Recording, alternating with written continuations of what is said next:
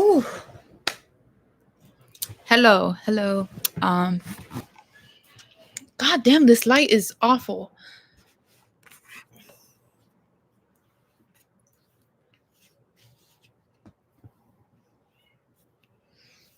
And my hair is not doing me any fucking favors. Um, y'all must have been so confused seeing me, but not really seeing me. I need to add a curtain here. I'm just waiting for more people to get here so I can continue. That hurt.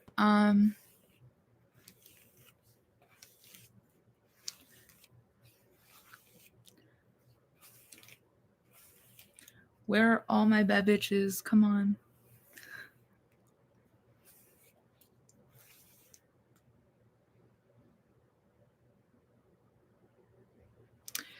Two people have joined. Oh my god. My god. I don't like how reversed this camera is. I don't know. But anyways.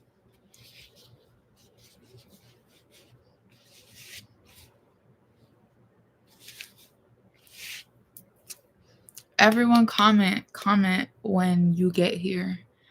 By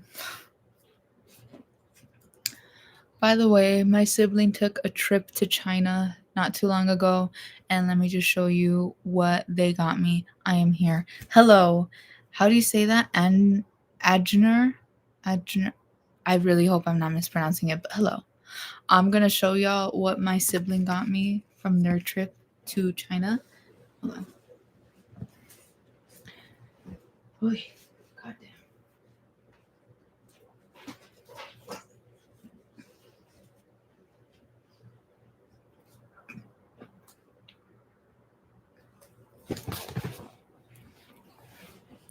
Okay, so the first thing that I got was this.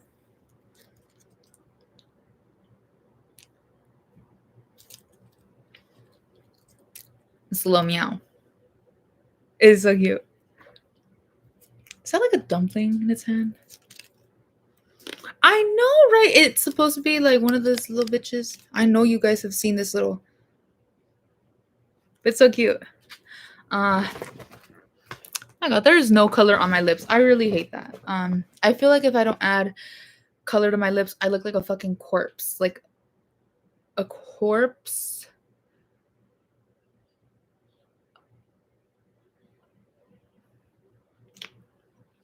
Yeah, just a corpse. Okay. The second thing is this. I might, but way too much makeup for that. But here you go. Look at this. It's like those stamps that you would put as a seal, like those seals. A wax seal for a letter. And I want to do that because I wrote Jeremy Strong a letter and I didn't get to do that.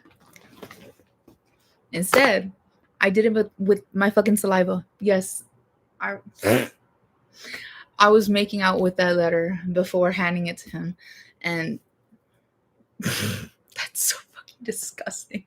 I did not lick it like that. Like it was like more like that because I'm not a degenerate animal, even though that's literally envelopes taste good. There's certainly a taste. Don't know if it's a good or bad taste.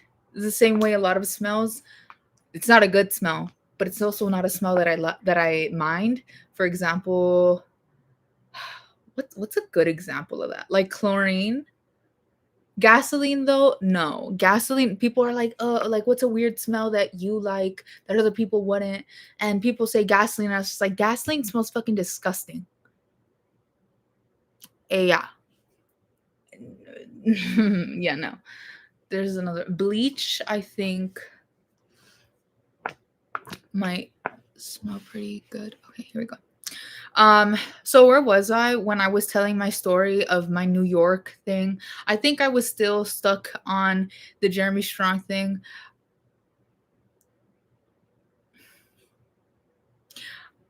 The party ended an hour ago, but I'm still here. Like it literally has been over 11 days. It's been 12 days at this point, and I'm still on it.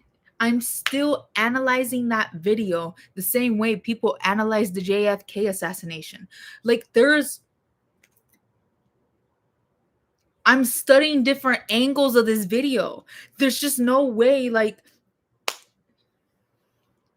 I'm looking at it in different, like, there's not that many angles. There's like two angles, and I'm watching it and I'm just like, oh my god, his hand moved a certain way. And so therefore, because Wired at hashtag Wired ask a body language expert, I'm just like, well, this has to mean that blah blah blah, this man doesn't fuck with me. And it's like, girl, he literally does not give a fuck.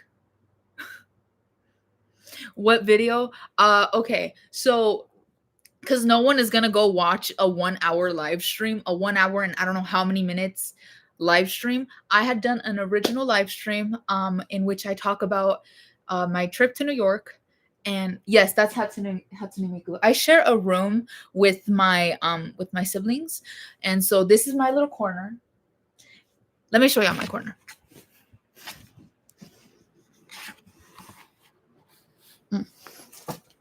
This is my corner, okay?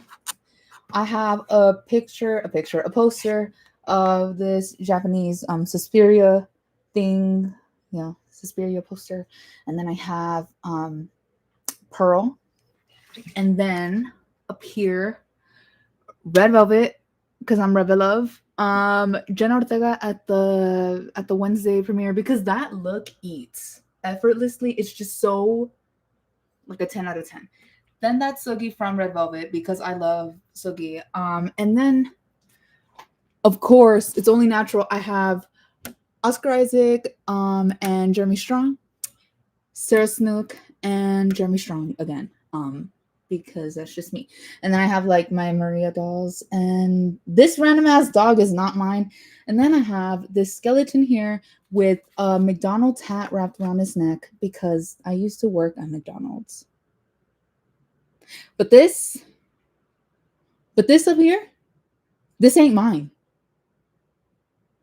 at all. A lot of it is my siblings. And then another one is my baby sisters. Like a few of them. Like these two gay bitches, that's my baby sisters. All of that up there. And I'm literally gonna mug this hoe. I'm gonna steal this one from her. The Gerard Way one with the red tie, because that shit is sick. I love it. But yeah, it's good. This is a male sibling. It's a sibling. It's like female sibling. That was supposed to be our little boy. We have an inside joke about that. On the ultrasound, it says "girl?" ? Girl, and it's like, is there a doubt about that? A strong woman knows she has enough strength for the journey, but a woman of strength knows it's in the journey where she. So when will the strength kick in?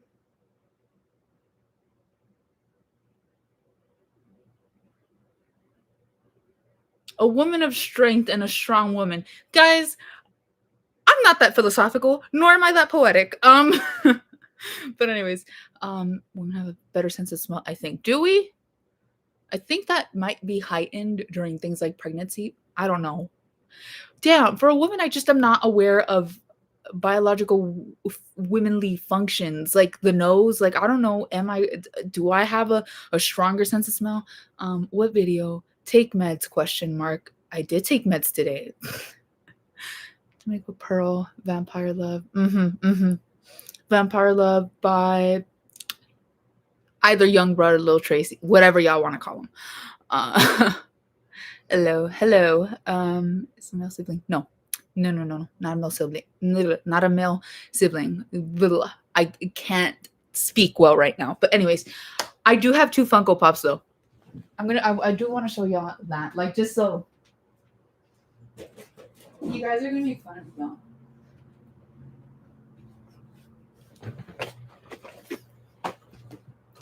Smell the pheromones. Okay, now that does make more sense, the pheromone shit.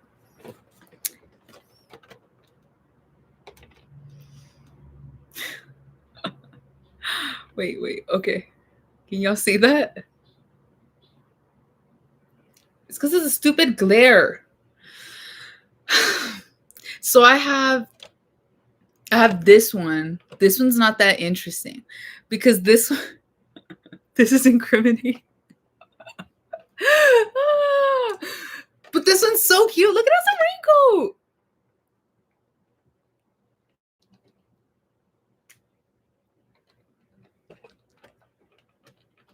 You know? You know? Guys, are you guys with me? Hey. It's like, boo. I bet you read the book too, huh? Holy shit.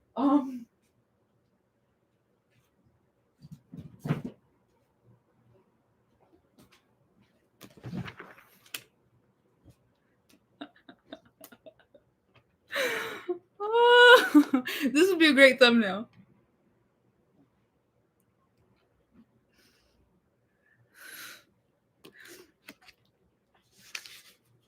I annotated it too, and I made a little.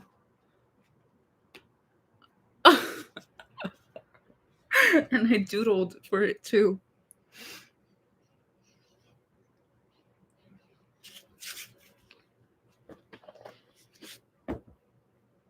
Thank you. It is kind of sick. But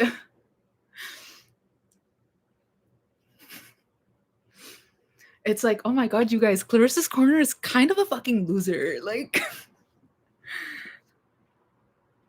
like this is you guys. Okay, you guys don't know this like at all. In the years, was it 2022 or 2021? No, yeah, it was like late 2021 to late 2022. I was obsessed with Christian Bale. Like obsessed. You guys don't even know. Like, and that obsession is now like Jeremy Strong now, but like that one didn't wear off at all. Yeah. Do you fuck with his long hair? I do. I don't fuck with the bald look. I don't think he looks good bald. In fact, I don't think most men look good bald. Like with the buzz cut. Most men. It takes a very specific man to pull off a buzz cut.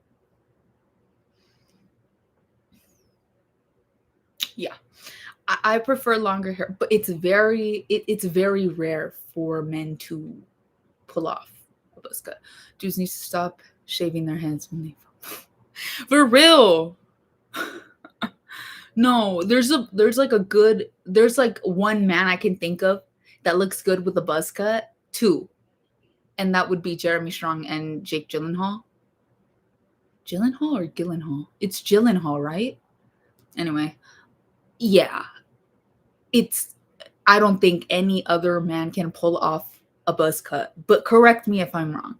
But Christian Bale with a buzz cut is just not a good look. But his long hair, I fuck with the long hair. You know he's a surfer?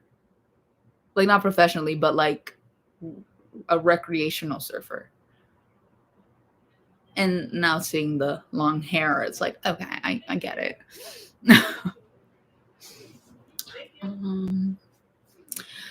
But yeah, when men fumble, it's actually almost the same as when women fumble.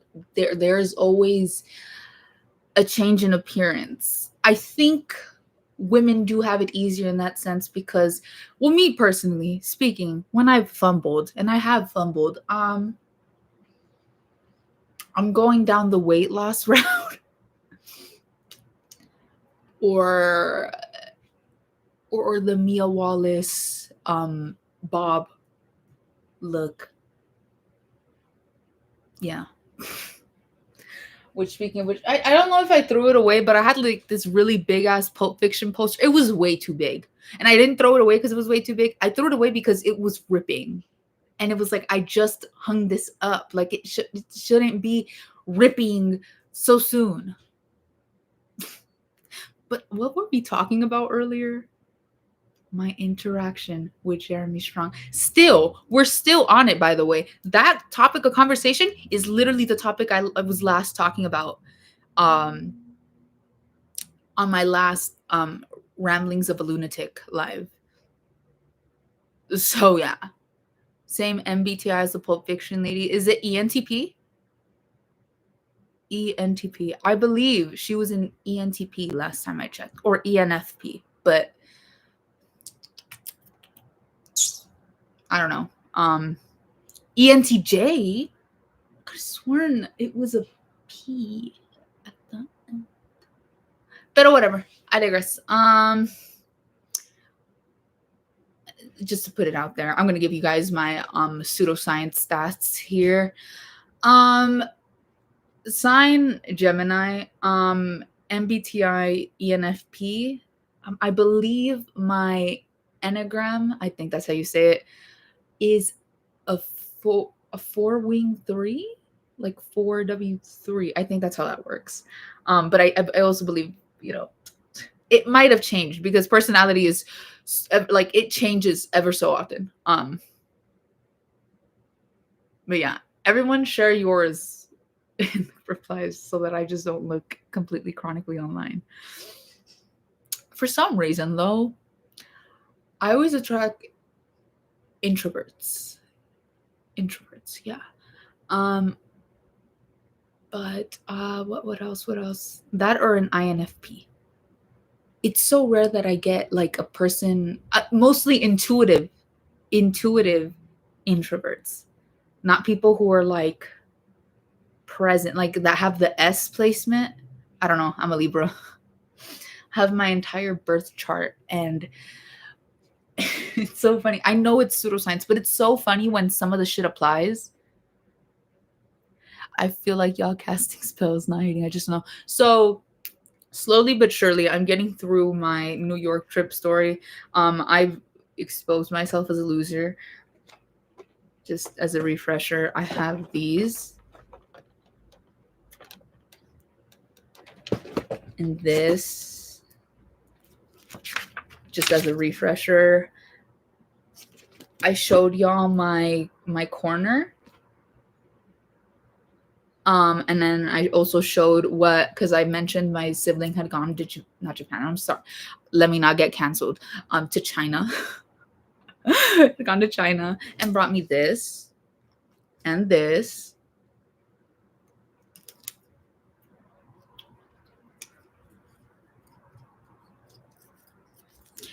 This is literally the cutest shit ever, though. But and then we started talking about what men do when they fumble and what women do when they fumble. Men shave their heads, buzz cut. I don't like buzz cuts. I mentioned it's very rare for me to find a man that looks good in a buzz cut. And then I said, but when women fumble, they go down the weight loss route or the bob route. And then mentioned it's like a Mia Wallace type bob. Someone mentioned that they have the same MBTI as Mia Wallace. So we got to talking about MBTI, and I said I was an ENFP, but I don't know if that's changed at all. I don't think it's changed. Has it? I used to be an INFP. Now, I don't like INFPs. And my sub count just went down. It's certain. I don't know. A lot of people don't like ENFPs, but like it's typically for the complete opposite reason. Whereas I feel that actually both can be quite pathetic, both ENFPs and INFPs. Until I decided to grow up, that's what's up. But INFP to ENTJ, that is a major change in my opinion. That's almost the entire letters except the intuitiveness. Yeah. What else do I have?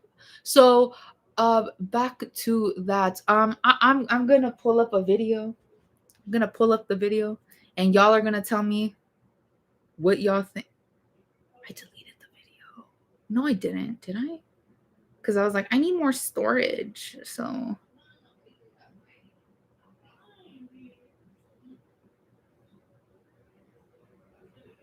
Y'all, okay. So I met Jeremy Strong.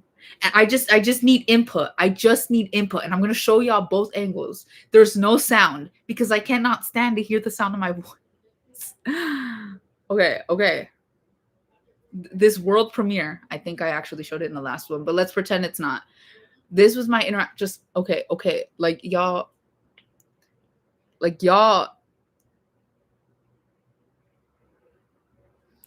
I need y'all to dissect that video, and then this one. Hold on. Just miren el video.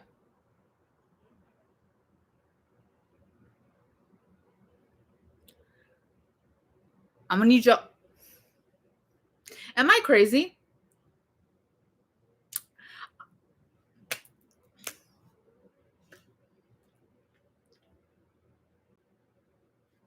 No, I see it.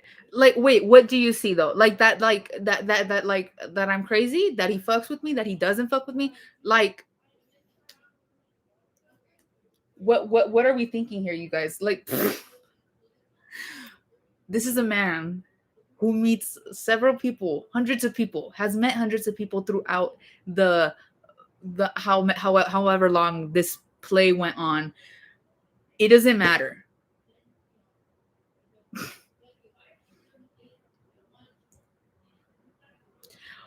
I want to say something, but I don't want to come off as a misandrist. It's just how I feel personally. Personally.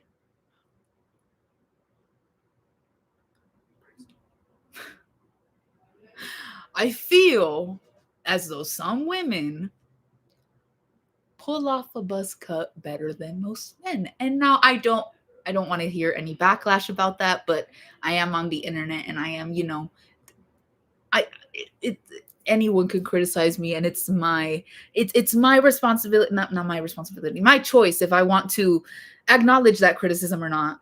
Some things though I will not acknowledge, and I will just, but no misandry shit, like no, or whatever the fuck. I don't know if y'all even believe in that term, but like I just feel like some women pull off a buzz cut better than most men. I'm sorry. It's like, it's true though.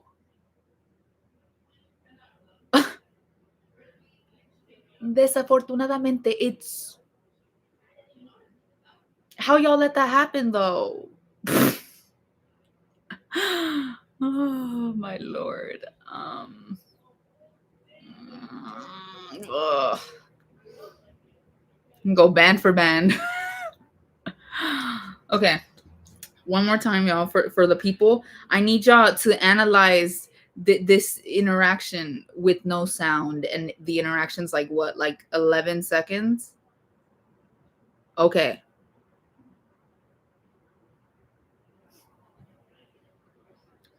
Puta madre.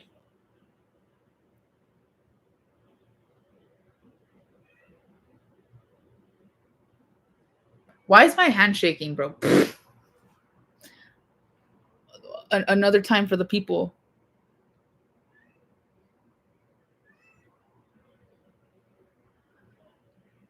¿Qué piensan? Y'all are probably thinking this bitch is like crazy. What level of my man? That's what I'm sorry. I'm sorry. Thank you, Dingo. Y'all get that shit. Ah! You guys get it. You guys get me. You guys get me. And it's one person. Well, it could be any look, and I'm out here assuming it's the best. Like, who is that? That is Jeremy Strong, you guys. Guys, I have been ranting about this man for like the past few videos. Not really. I have like a few uploads where I mention him. Hold on, yo. I thought he was like, you guys need to stop bullying him.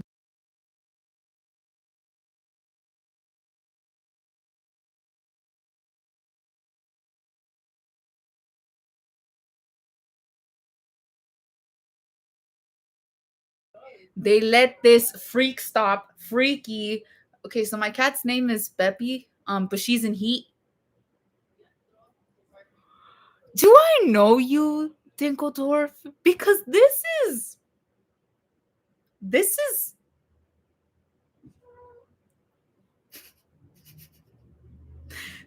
exact.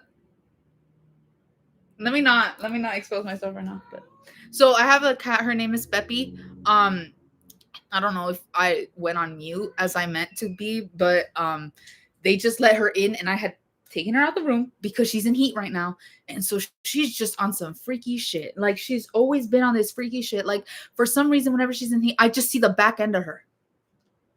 It's like, get away from me. And now they're like, what if she needs to go pee? Because her litter box is over there. Like, y'all hear that? Literally, like, girl, back up. You could back up a bit. Like, so they were like, what if she needs to pee? She didn't need to pee.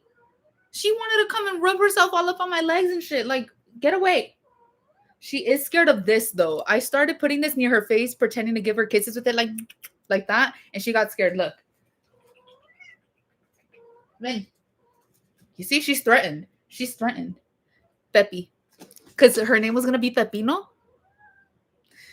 But we didn't really want to. We were kind of like ashamed of having to tell the vet that her name was Pepino, so we just went with Peppy.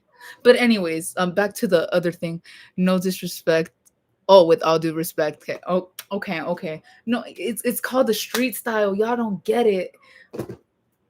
I do have a critique though. I feel like I don't like street style.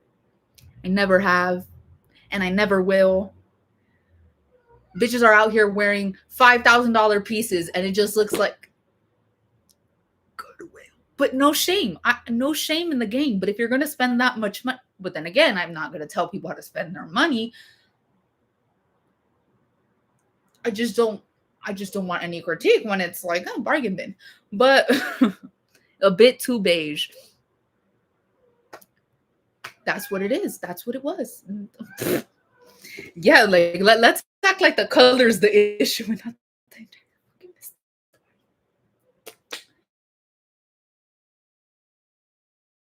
That's still my man. You guys hear her? Ben.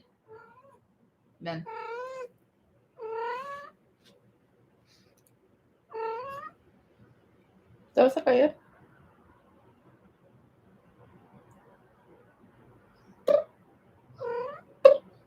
She's low-key like a pigeon. She makes noises and it's like a pigeon noise. She'll go. She doesn't really meow. It's okay, Peppy. It's okay. You'll get through this. Look at her. Okay, I'm gonna put you down because I feel like you're getting too comfy. Oh, pobrecita. Yeah, we've been meaning to like get her.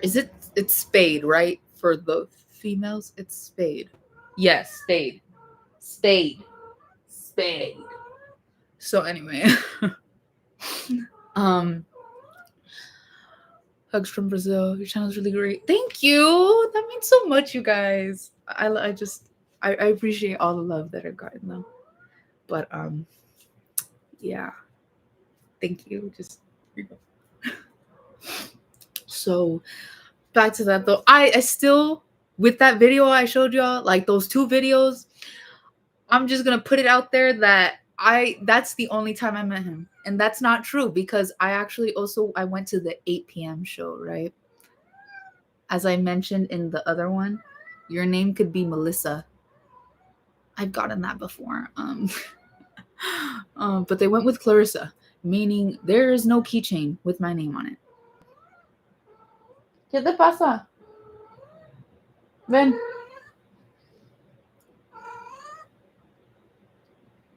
Are you gonna keep meowing the entire time I'm live?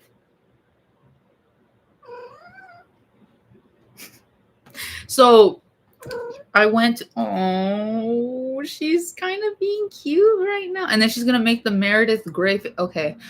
My siblings have said, both of them have said, Peppy, when she's in heat, she does this face and it makes her look like Meredith Grey from Grey's Anatomy. Now, I've not watched, I think I've watched like 1 episode of Grey's Anatomy while they were watching it. But I've seen how that bitch looks, and it's like, that's scary. That my cat in Heat has a face, a complexion so similar to Meredith Grey. And it's not fun because it's kind of scary. Make the Meredith Grey face for the people. Look. No, never mind. Okay, she's not gonna. ¿Te me vas a calmar? Okay, be calm. Yeah. Who's that? Let me show y'all. Because, again, I've not watched, like, even a season of this show.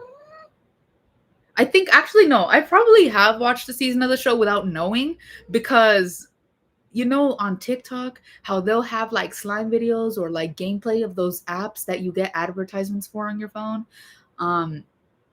They'll have Grey's Anatomy playing with, like, the big subtitles and then, like, gameplay or slime videos at the bottom. So that's what it is. I think that's actually how I'm going to get more people to watch Succession. And it might work. So, yeah. Let's see. Let me look up Meredith Grey. Meredith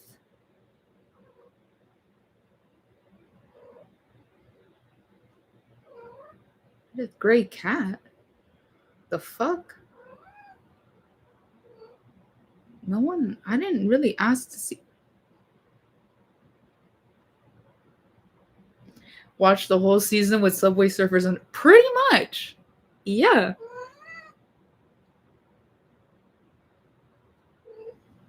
So my cat makes this face when she's in Heat that looks like that.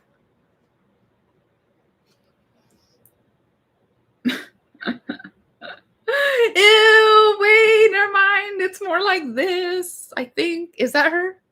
I don't know. But like that's what comes up. She made that face to me this morning, and I was just like, nah, you need to get away from me. Immediately. I put your picture on my mirror, and then it's like, next. I love Batty so much. Now she's rubbing herself like all up on my American Psycho, but get away. She's grabbing onto my bed. Okay. Please, right there. There. Ahí. Thank you. Thank you. She doesn't want to be near her mom, which is my sibling. But yeah. What are you yelling at? The fuck? Anyways. So I wanted the 8 p.m. show for An Enemy of the People. You guys, I don't want to pretend like that shit didn't even happen. Guys, how was New York? Let's get to that. New York, like, as a whole, was so much fun. I'm gonna go again. I'm going again. Absolutely, I'm going again. But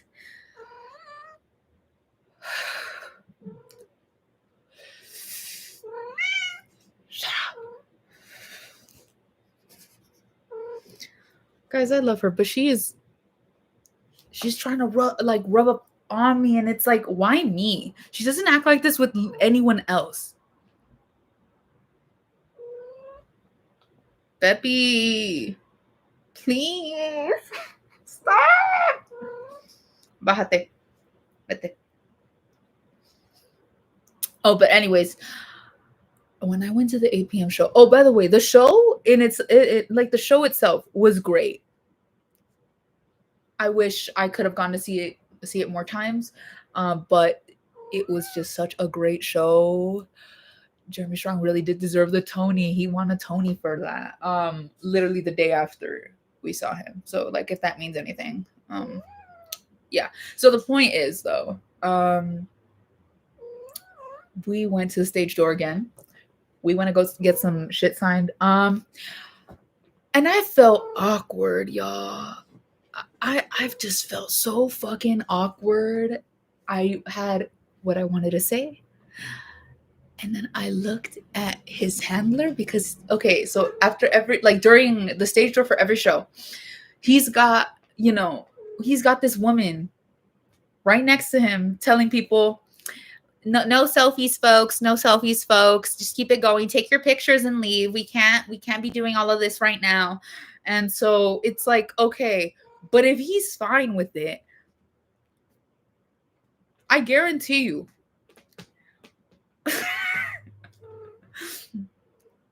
Like, no, don't worry, baby. I'm not going to take a long time in I'm not going to block the way just taking this large amount of time with my selfie, but I'm going to take 30 minutes telling him how Kendall Roy saved my life. Since we're so concerned about time. The fuck? No, a selfie takes so much time. But like, if I could go back in time, I said next time. There isn't gonna be a next time. If I could go back in time, though, I would have had to swallow my nerves, and I would have. Peppy, no, don't play with me. Don't touch my shit. Anyways, if I could go back in time, I wouldn't ask for a selfie, but I would take at least 30 minutes to let him know, whatever I wanted him to know. Essentially everything I had written in the letter. But since we're so concerned about time, you know what I mean? But anyways, so for some reason, looking at the handler made me the most awkward person ever. And the thing is, when I'm mad, you can't really tell that I'm mad until I'm like yelling at people, and that's when I'm mad. Or I don't know. But the point is, I made a face, and that was the face I make when I feel awkward. But to people who don't know me, that face very well translates into this bitch is mad about something. She's got a problem with something. And it's like, no, I just felt extremely awkward. And I did because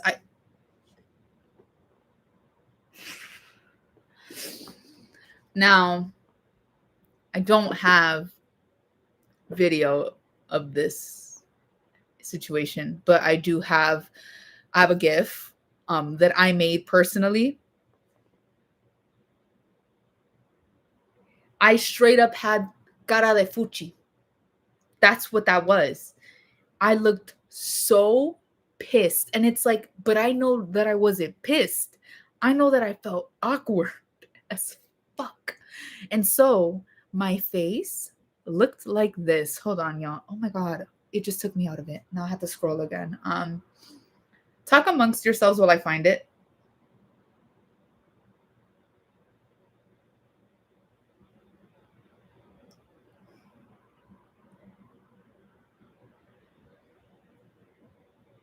Wishy yip yap about today. Me? We're still on a New York trip, and we're still on the Jeremy Strong interaction, y'all. Just saying.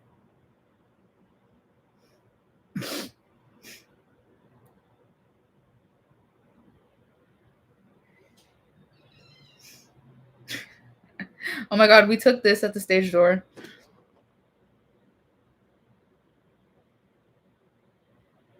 You'll see that? Y'all like tea or coffee? Both. Absolutely both. Depends what tea though, but yeah. Oh my God. Okay, this is the GIF. Just so you guys can see why people thought I might have been mad. I'm telling you right now, I was not mad.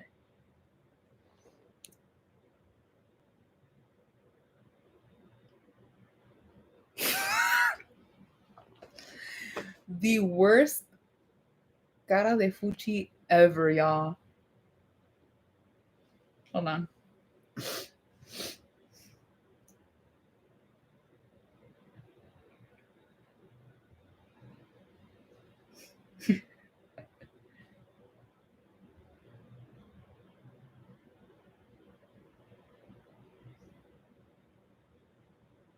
Okay.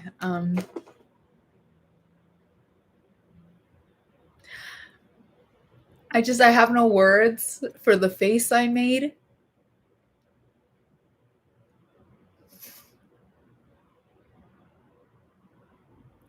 And every day I am like, I'll be having a good day, right? And then I remember that was my face. And that face is on someone's, well, I put it on Twitter for the world to see, but I made a joke out of it. But that face in its organic form is in a video on someone's phone.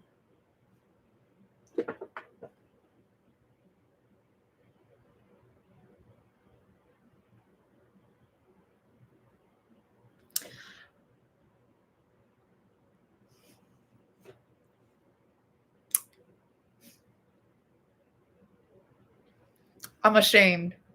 I'm disappointed in myself. I'm disgusted.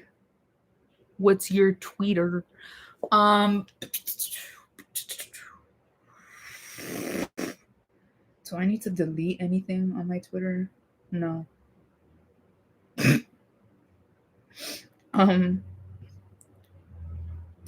don't post anything bad.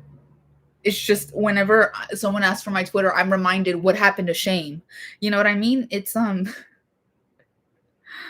oh, okay. My Twitter is strawberry leche, but the word strawberry has like no vowels in it, but leche does. So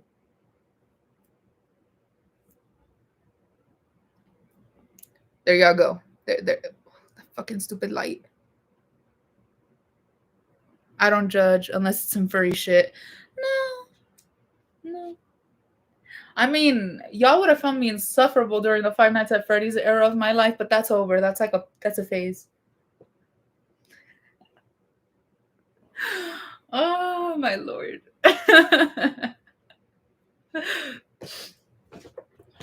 But yes, that interaction haunts me to this day. To this day. And it's been like what? 2 weeks? Almost 2 weeks? Yeah. But I still think about it. It sickens me almost that my face could actually contort itself in that way. This was me. Hold on. Let me give y'all my best impression.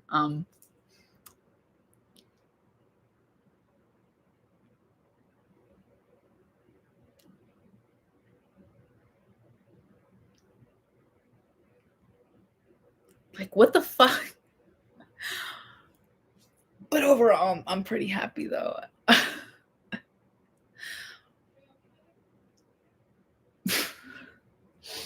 Whatever. I have the message that y'all left here, and I quote,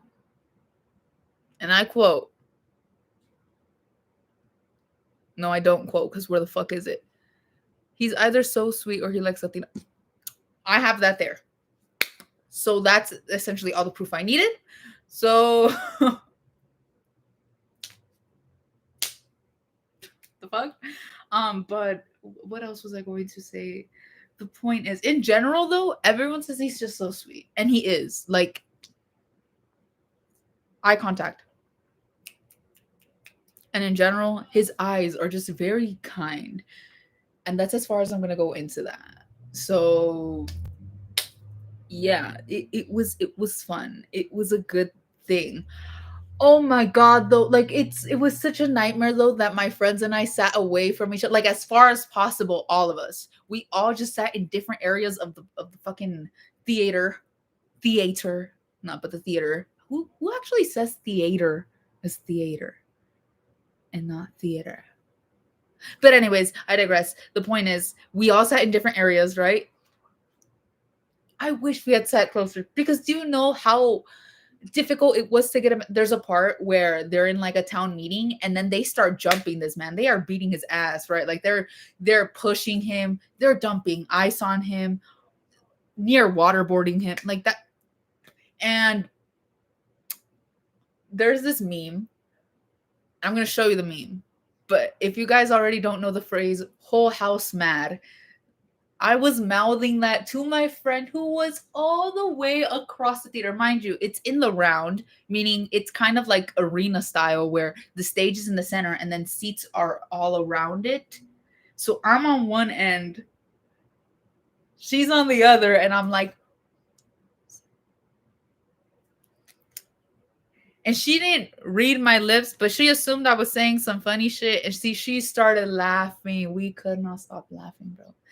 Mind you, this is a very serious moment of the show, but for some reason, being with friends just makes it sucks out all the tension of the moment. It's just like this low-key kind of funny, but it's not. I ended up crying when the play ended. I thought of my dad for some reason. I don't know why, but I was like, I need to call my dad. So yeah, great play. Performances were so fucking good. Like Who violated the forehead? What forehead? Violated that forehead. It's my forehead? Am I getting bullied?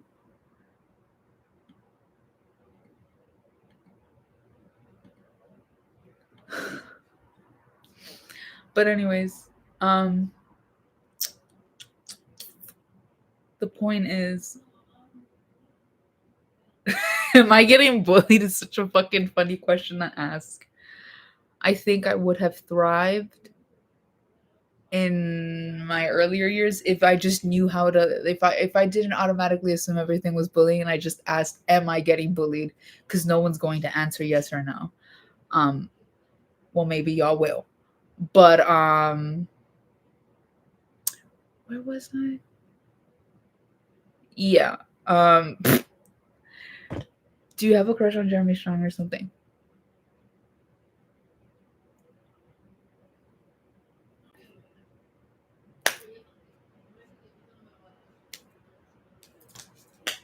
No. Fuck. Um but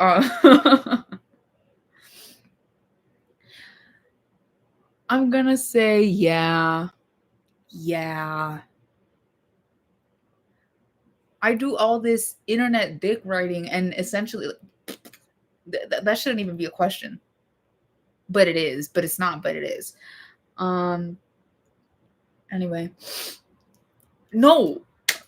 Do you guys want to know something really funny? I've made a video on this before. So in 2021, there was a piece written about him.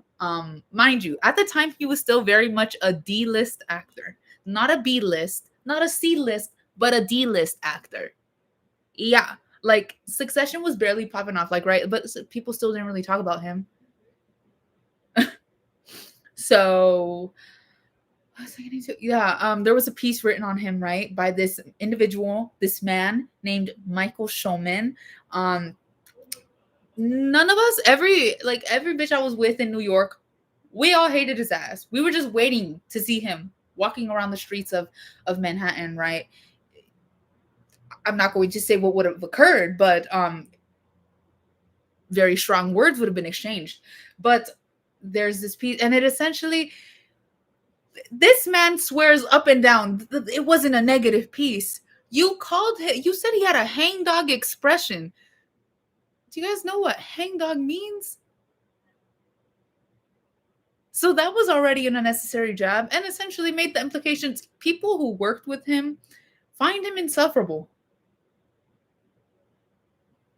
And then went as far as to reach out to people who he's worked with before, and he's like, yeah, he's an asshole. But literally a lot of those people who, were in the article had to come out and say, I never said that.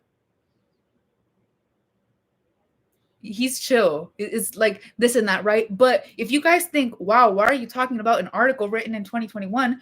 Because that's all that guy has going for him. That is all he talks about in any given opportunity, whether it be Instagram stories, Twitter posts, LinkedIn interviews. Yeah, LinkedIn interviews, which by the way, ironically actually, is the most jobless thing ever. LinkedIn should be utilized by him to find a job, not for interviews. Please seek employment. But anyways, did you know that he has blocked multiple people who are somehow affiliated or in support of Jeremy Strong? Just blocking. Just, it's like, how do you have time for that? But yes, I'm blocked on Twitter for criticizing. Okay, I wasn't the bitches who were like being like kill yourself in the comments. Like I'm the bigger person here. But to have time to block bitches on Stan Twitter, essentially, it's just like, you're a grown man. You're a grown man. You're too big for that. Please, a job is needed. And I just know that this man is mad that he wrote a book Mind you, whenever I go to Barnes and Noble, that book is just like the biggest stack that there is. No one is reading that. Did you watch the debate? No, I didn't watch the debate. I kind of want to, but I don't want to because I'm tired. As it is, I have very little faith in the two-party system. And so I feel like I'm going to get vergüenza ajena, like the secondhand embarrassment witnessing Joe Biden at this point. That man gives me such secondhand embarrassment. It's like, oh my God. I don't want Trump in office, but I don't want Joe Biden in office either. I think we're cooked. Well, not really. We're not really that cooked. Actually, are we?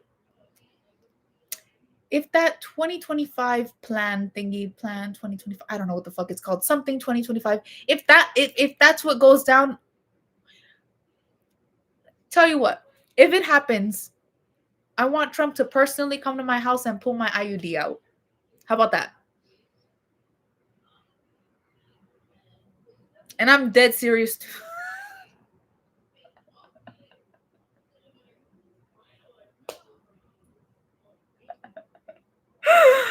Oh. Yeah.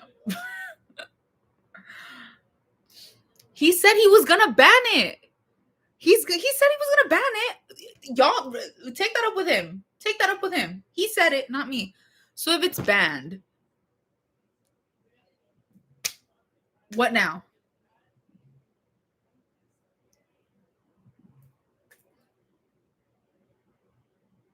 Like that? Like is that what's gonna go down? Please. What else is gonna get? Obviously abortion. Welcome little. Oh, we're fucked. We're all cooked. Be careful what you wish for, dog. And I'm just gonna see him standing over me like that. You were saying. It's gonna give the decision to the state. Well, I live in California. We're good then. We're good. The fuck?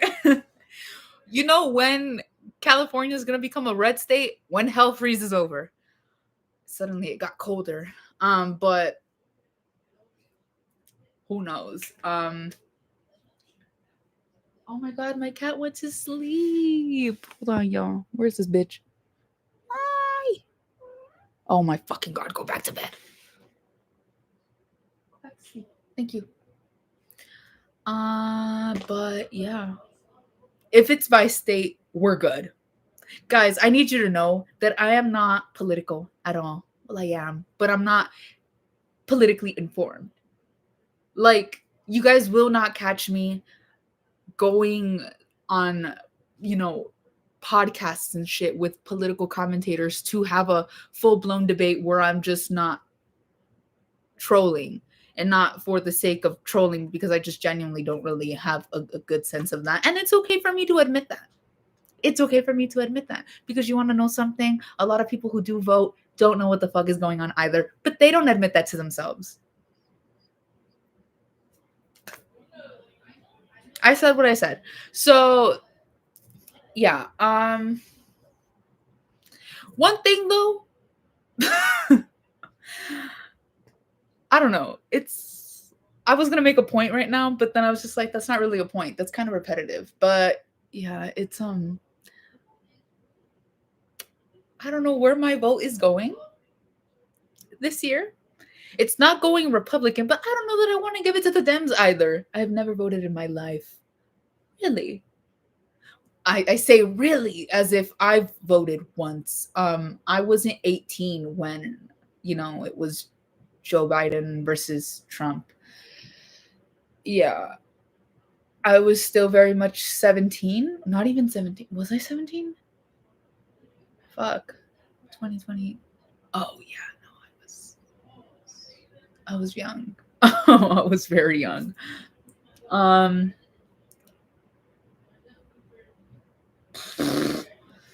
No, I was 16. I was 16. Yeah, I couldn't even vote anyways.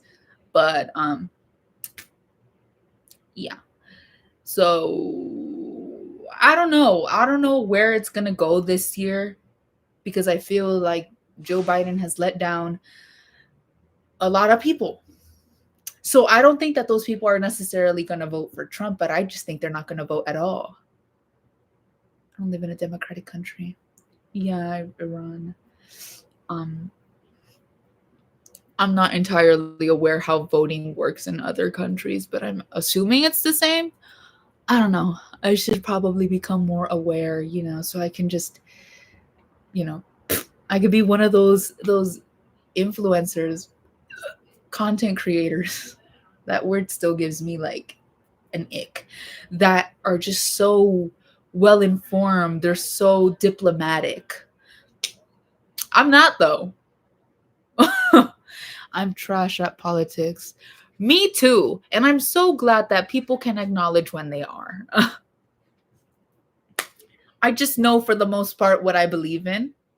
And a lot of it is not necessarily to do with anything political. It's just how I feel about certain things. I won't get into those things here. But I know my brain, and I know that it's changing and it could change. Yeah. And it's, by the way, don't confuse this moment right here, this very vulnerable moment of me admitting that I have very little political knowledge as me being down to earth. It's just what it is. Biden raised gas prices. I think so.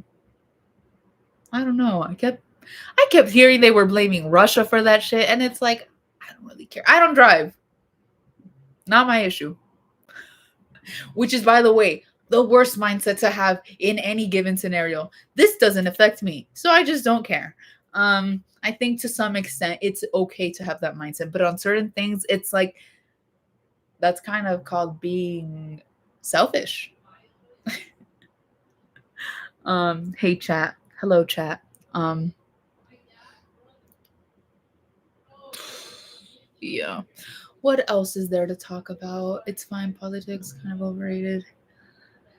Yeah, I can get behind, just being aware of a little bit past service level knowledge of politics, but I don't want to be in it, like deep into politics. I feel like that's just so, guys, I'm trying to be an actress. This is not my fucking forte. Creep Biden on a daily. No titty. Oh, Biden is a national embarrassment. And don't take me as a Republican for saying that. Take me as an American citizen with common sense. It makes me feel bad.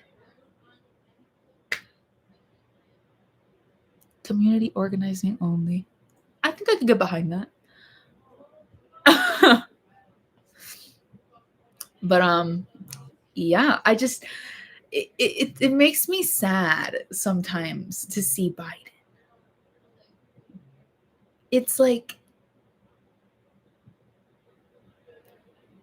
there's something wrong there.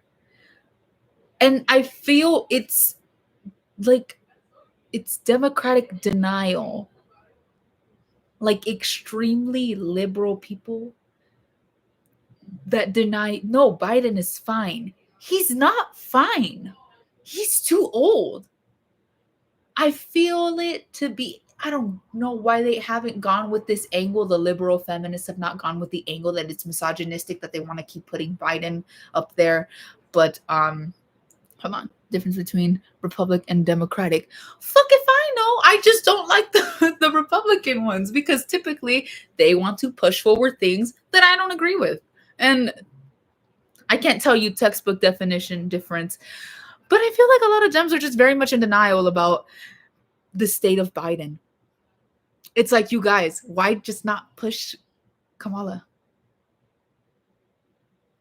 At least Kamala can stand without looking like she's going to fucking hit the ground in the next 5 minutes.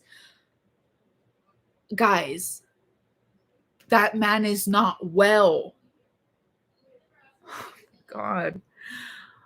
And I hope this doesn't get me put on some type of list for saying this, but I'm surprised he hasn't died yet. Ya está viejito. He's acting up like an iPhone 11 when they were trying to put out iPhone 15. That's what he reminds me of. It's not like this has to be a form of elder abuse, by the way. Allowing him to put himself out there, it's elder abuse. He's not good. Like, he's not okay. He's struggling to stand. He's Do you guys remember when Trump got COVID? There's this video of Trump when he had COVID, and he's standing there like this, right? He's like, that's how Biden looks 24/7. And we were shitting on Trump for looking like that. Trump was sick. Biden just looks like that. Both with those conditions are not fit to be there. I don't know. I don't like either of them. I don't. I used to be very much, I like vote blue no matter who type, but now I just don't feel comfortable voting at all. I'm not going to vote Republican, but I'm also this year specifically, I'm not so keen on voting Democrat. Voting at all. This is why the two-party system is awful, mind you. Somebody who just doesn't know shit about politics besides the words. I was younger. Bro, Trump and Biden are both 78 and 80. Then why does Biden look so bad? I will give him that. He doesn't look like completely aged. Because once you hit a certain age, and unless you're like 120, like 120 years old, you just always look like that. But Biden doesn't. He just, the way that he moves, acts, and talks is just not good. It's like, take a nap. We need to put Peapod to bed. That's what I'm getting. Trump just kind of seems loony. He's always seemed a bit of a lunatic. But that's what I think happens when an actor, because Trump was very much Hollywood, gets into politics. He has it's just a bit unnerving seeing, because it's not I'm not complimenting Trump, so don't take me as a trumpet when I say this, but he's got charisma, which is why a lot of people like him. But it's a bit unnerving to me seeing that charisma in the setting of politics. When he was like a full-blown actor, when he was in Hollywood, when he was cameoing and in different shit, that personality fits that setting. But as a politician, let alone a presidential candidate, it's unnerving. And it makes me cringe whenever I see Biden try to come close to that. It's not in him at all. Because you can tell when someone is naturally charismatic or has really, perfected the art of charisma. And it's another thing, you can tell when they're forcing charisma onto people, and that's Biden. But Trump has just been naturally charismatic, which is why a lot of people do like him.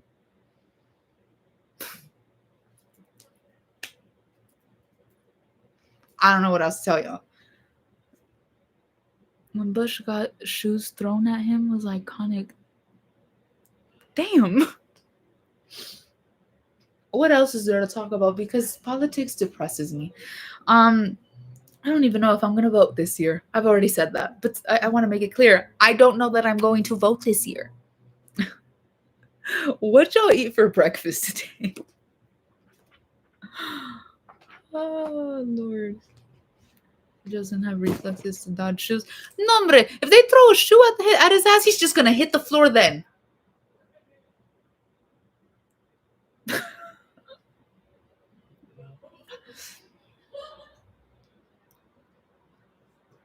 There's this one video of Joe Biden, though, where he's, then why not Clarissa for president? What would my policies be? I could tell y'all one, but I don't want to get demonetized so soon into my no, but that makes me kind of a pussy. Now I have to say it. We're not sending anything to Israel anymore.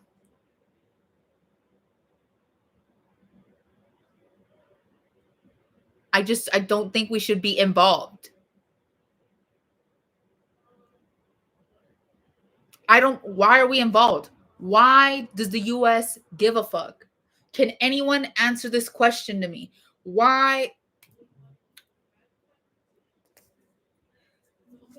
We should though.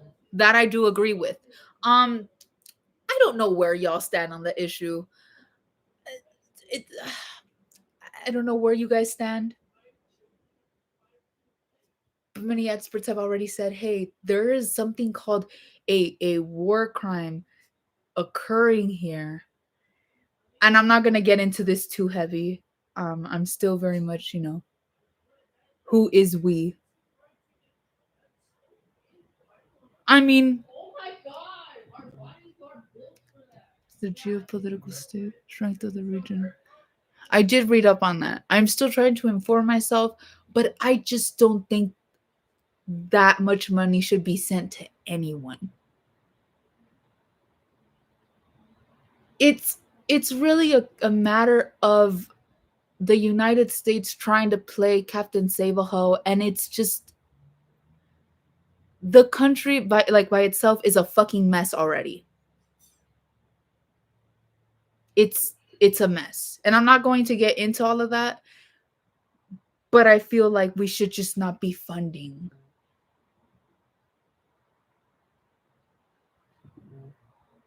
other conflicts. But that's neither here nor there. Already it's been said, there send that money to me.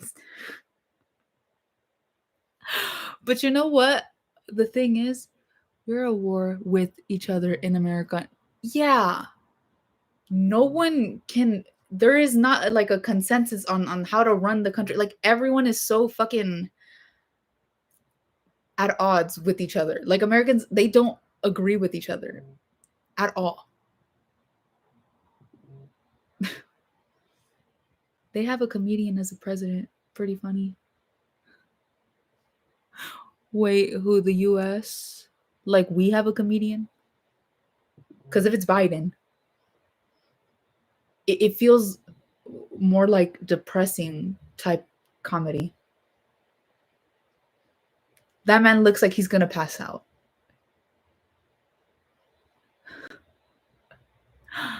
Send that money to me instead is crazy though. Ukraine. They literally did have. He was an actor though, no? It is depressing. You guys, you guys want me to find joy? Well, I do kind of find joy in it. Seeing a geriatric man standing there looking like he's going to pass out. It's not that fun to watch. Sometimes it is. It's given us great memes. I will say that. But comedy actor, guys, why are we? Never mind. He does. He does. But why aren't they pushing? Come on. Do they want this man to die while in office? I'm just saying. I'm just asking. Like I'm genuinely asking. It's a painful sight to see. But that's as much as I will get into US politics because again, I'm not well informed at all. I just feel like, a lot of things in the United States are like lacking funding. So I don't think we should be funding other wars, conflicts, things like that at all. I don't think a woman will ever be president, to be honest. Although I don't see them ever pushing that hard for something like that. Not even the DNC. It would be a great day for Taylor Swift fans, of course. But me da igual. Female president, male president. I don't know. But to push a female president, it would be a nice sentiment, of course. It would be, but then again, how did it happen in Mexico? No, and I want to know. I want to know. How did that happen in Mexico? Of all places before the US. Mexico, by the way.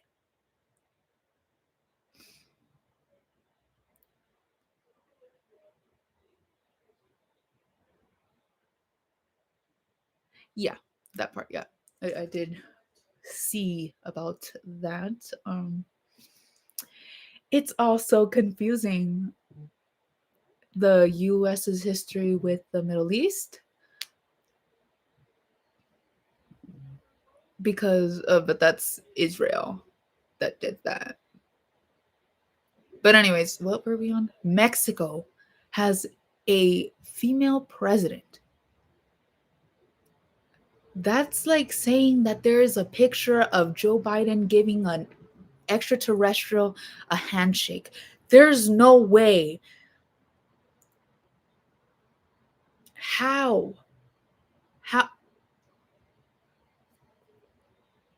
Do you guys know how conservative and traditional Mexico is? Government is, for the most part, still rooted in Catholicism.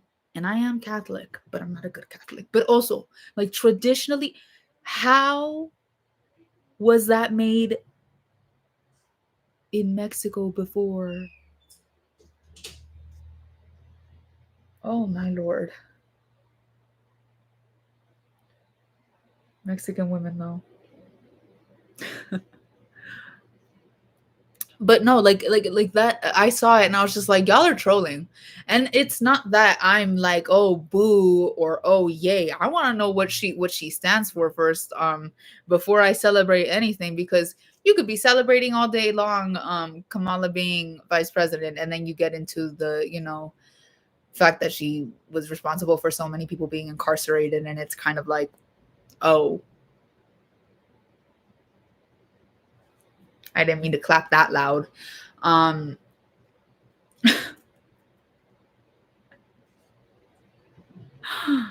oh lord.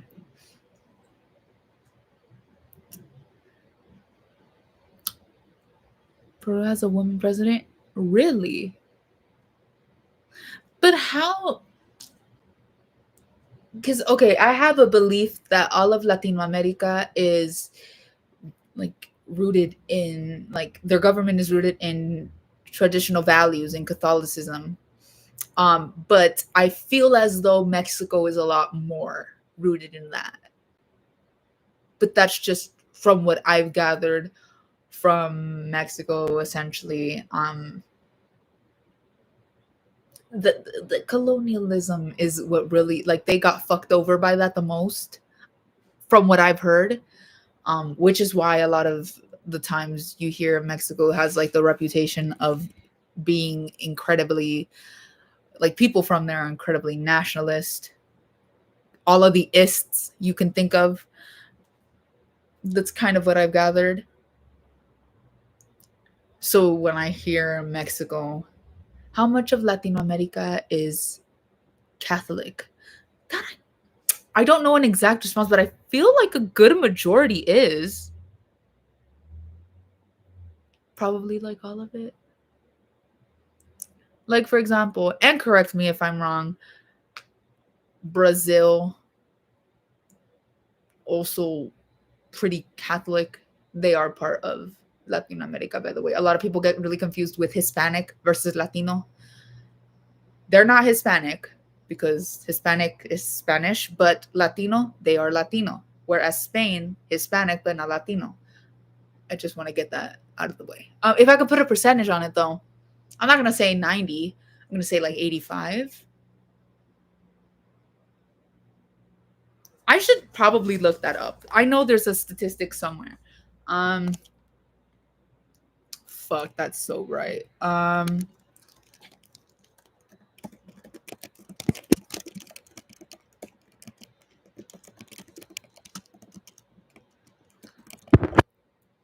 What percentage of Latin America? Oh, well, no. No, it's actually a lot less. Like, yeah, a lot less. Like, by a lot. Do you guys, like, it's still a majority. No, literally, flash. But so in 2010 it was 70%, but it's declined over the years, and it's now at a 57%, so still a majority but nowhere near my guess of 80-85%. A lot of people call me Guadalupe. It's 57% now. Well, as of 2020 it was 50%. Yeah, like population wise. um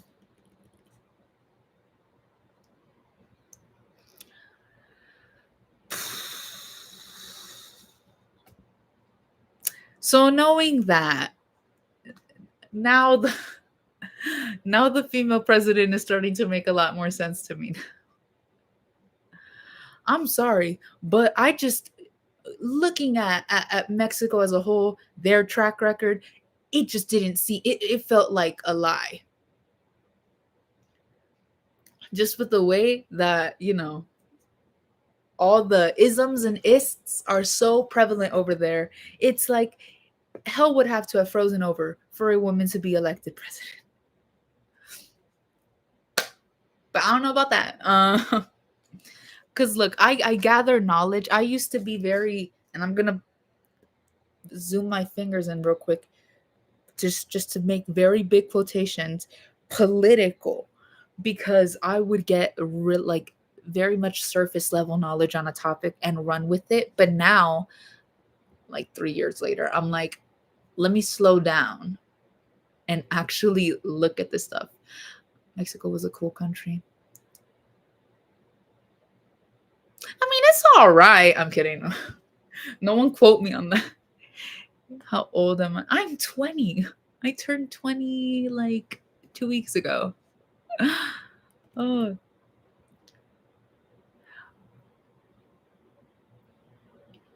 I feel like I should be a bit more informed, but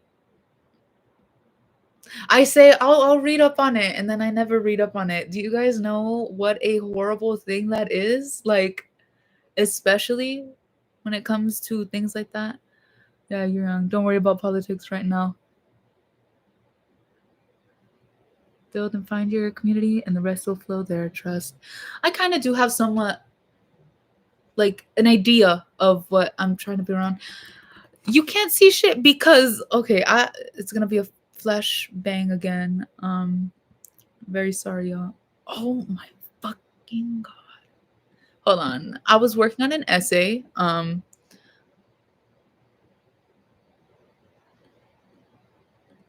write essays for fun, y'all. That's who you guys. Oh my god, how can I make it so that I can see more and shit? It's already all the way up in terms of brightness. You guys were able to see more earlier.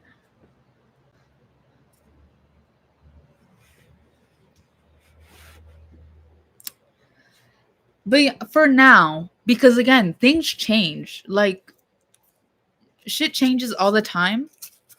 So you can't just say, oh, I have an idea. Like I already know who I want my community to be, like what I believe. And it's like you can't really say that, especially at age 20. People do not know themselves at 20. They think they do, but not for the most part. You have an idea as to who you are, but love your series. The wife doesn't want a divorce. Thank you so much. That series, I don't know why I came up with it. I do, but I don't. It wasn't like I didn't have this idea, oh, I'm just gonna make this series. It kind of started off with me just talking to a camera. How would you know if you are 20? Like, what do you mean though? Oh, but I was looking at a camera and I was just like just talking and stuff, and then I kind of was like I kind of want to argue with something or someone, so I just made that shit up, and it was fun. Sounds more efficient by a great margin. There should be a study done on that. I feel like I kind of sound like I just don't want women to run. That's not it. I just don't want it to be entirely the reason. How would you know? How would you know you don't know yourself truly at 20 if you're currently 20? Because like I don't really know myself. Like currently I can look at myself and it's just like, gee, I know this isn't set in stone for me. I know that this could change, prone to change. Who knows? Oh, because I don't. Shit. But if nothing changes by age 30, then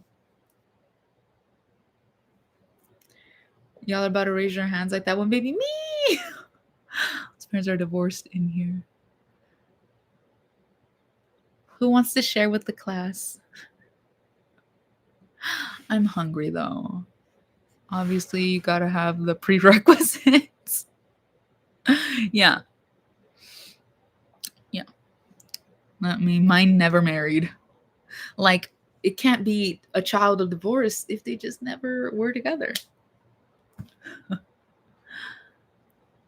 Not even legally. Personal, but curious. 30 is scary. I'm not scared of aging. So I don't really understand. Well, then again, I'm not 30, but I'm not scared to be 30. That's kind of more my thing. Whereas some people probably have shared the same sentiment as me. And then they end up being 30 and they're like, this is scary. But as of right now, 30 is beautiful. But the thought of being a 30-year-old in capital is not spooky. I feel like at 30, I should be making adult money. You know what I mean? It's like I should have a home. And that's a decade away. So I am a little bit like, you've got 10 years left. And I know I'm going to feel super duper bad if I don't have a place to live by 30. You know what I mean?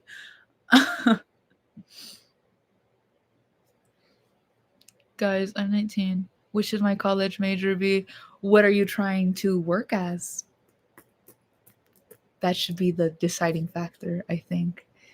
Where do you see yourself? What do you see yourself doing? Yeah. Because guys, I think I'm the last person you guys should ask for advice on majors, just considering what my major is. And by the way, I'm gonna go get food, so I'm gonna go on mute.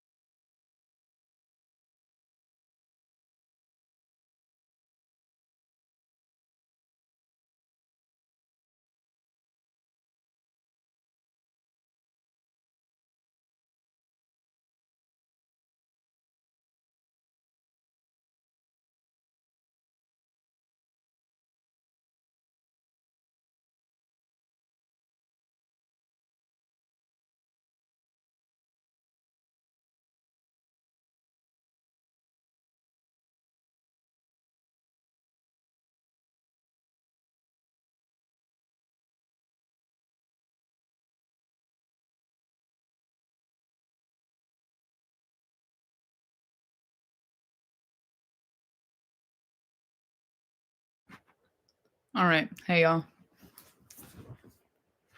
Let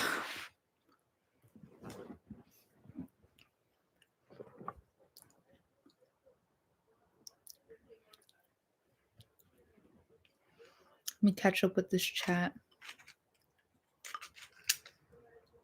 You guys are so great, by the way, because you guys are just helping out people. Oh, did you sneeze? My cat sneezed. I heard like a.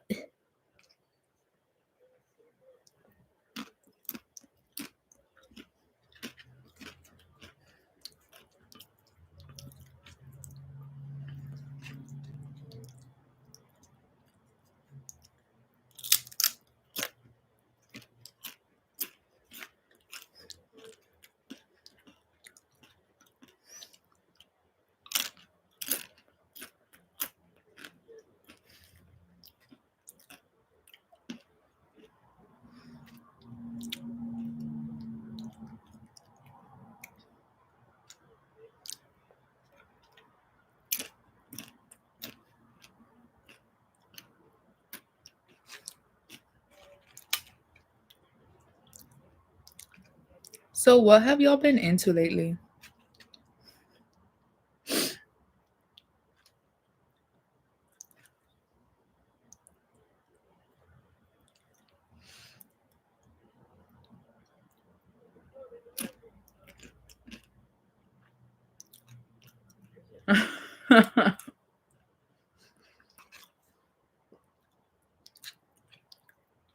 Hacks, Max.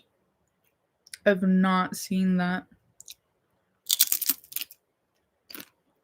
Hmm.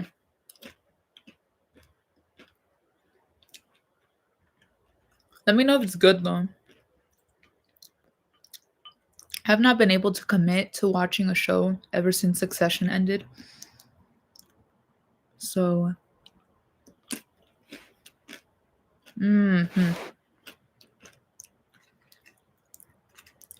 exams time. I was gonna be like barely, but it's like the world does not revolve around you. So, whatever,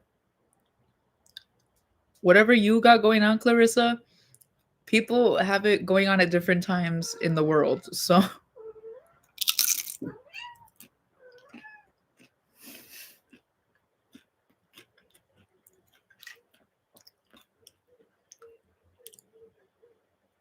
but exams for what? Like exams in general, like school, and also what level of school, or like for a certain profession.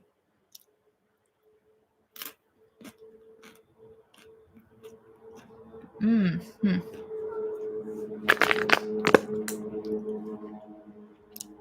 That does sound pretty fun though. I need something that I don't need to focus on if I'm gonna dedicate time to it. It's something that I can like. I don't need to like fixate on it. Shows like that would be shit like Regular Show, Smiling Friends, things like that. I can't get into another like drama type of thing, which is why I've not been able to finish The Bear. Um, so yeah, let's see. Statistics for university. Damn. Hmm. Okay. Well, good luck to you, cause statistics. Yeah, no. I should have taken statistics, but I did not. Mainly because I was so shit at math that I had to take it used to be called mathematics for liberal arts majors.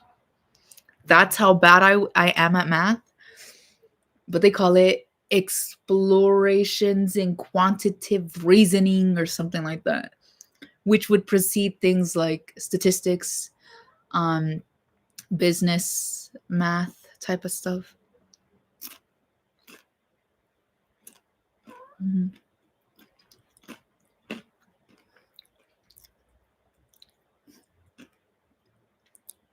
Why stats? Are you psych major? Isn't stats a form of math? No, not a psych major. But at least here in the US, I don't know if there's other countries where it works like that, but statistics is math, and it's like what the supposed to be the first level of math that you take in college or university, college, university, whatever you want to call it. I don't go to a university, I go to a community college, so hmm, yeah. Drag Race. Okay. I love Drag Race. Says someone who's literally watched like one season of it. Mm-hmm. Okay. I get that. For here, I believe it might be part of, well, you need one math class. It doesn't necessarily need to be statistics. I think the first season.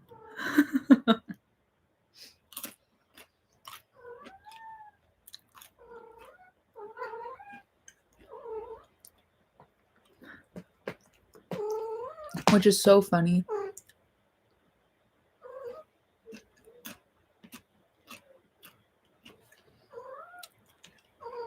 You just stop being fake and get into it. Vaseline filter. Hi, Peppy. Can I help you? She's so needy.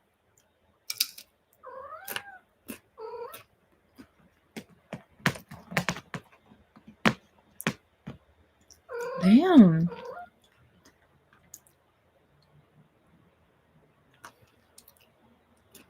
She's using my bed as a scratching post. That's what she's doing because she's stressing for no reason.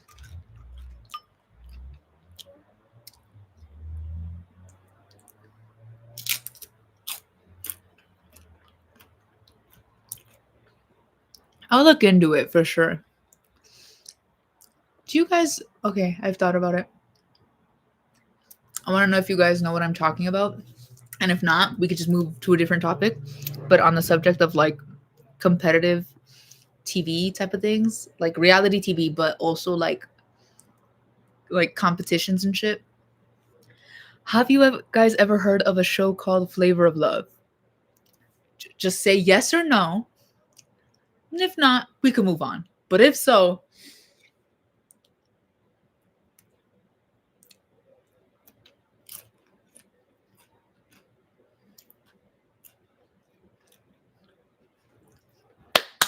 thank you. Oh my god. A lot of people have not watched, and it's just like you guys use the memes all the time on Twitter. You guys quote Tiffany Pollard day and night, but you haven't watched it? Get out of here. I have watched Flavor of Love so many times, Jean. It's so fucking funny. The third season kind of felt like that show really did fall off for me at the third season. But the first two seasons, okay, there is, he's known as a hype man in the rap music industry. His name is Flavor Flav. It's like, okay, so imagine The Bachelor, but it's Flavor Flav trying to find love with really young women in their 20s who he like has at his home and shit. It's so funny. It's ridiculous, but yet it's ridiculous. And but that's what makes it so good. I'm skipping ads just because I feel so elated. Oh wait, the option came off. But okay, I'll skip ads the next time. But it's so funny. They're competing for his love. Um, you guys need to look up Flavor Flav, by the way. Like just see how he looks like. And then see the women that they would bring on the show.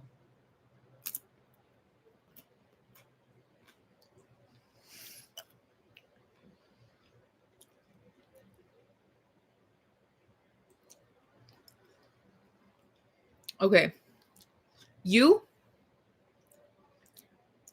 I don't know if I'm pronouncing this Azari. I don't know. But anyways, who Top 5 favorite contestants. I need to know. I should have felt on my mouth. Gross. Mm.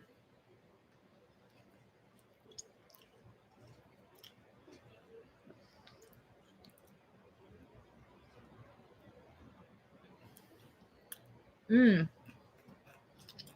I'm glad you asked. My mom my mom found this recipe and I'm gonna steal it from her one day so I can make it like on one of my days off and shit. Like during school because I would really fuck this up if I was in school. But it's like a chipotle chicken with like all these other spices. I need to know what she puts in it, but it tastes so fucking good. And I'm eating it with tortilla chips.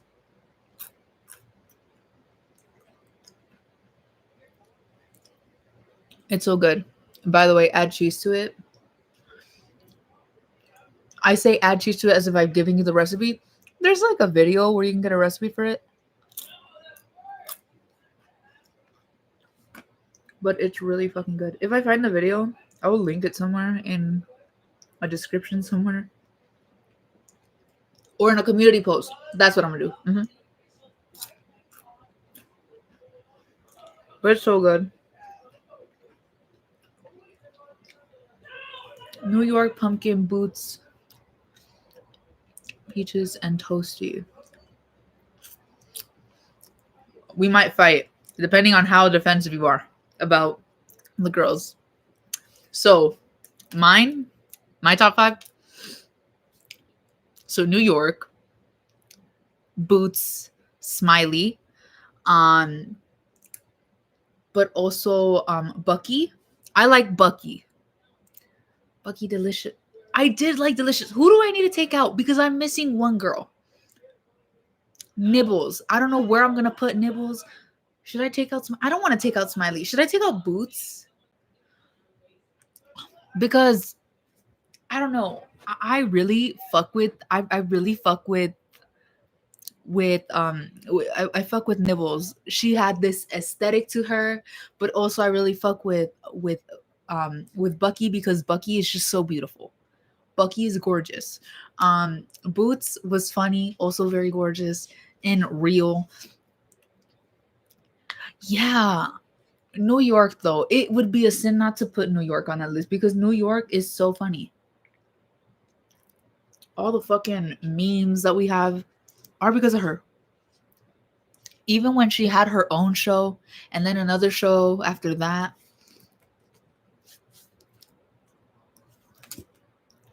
Let's see. Where's my water? I know I had a water here. But yeah. Absolutely, mother.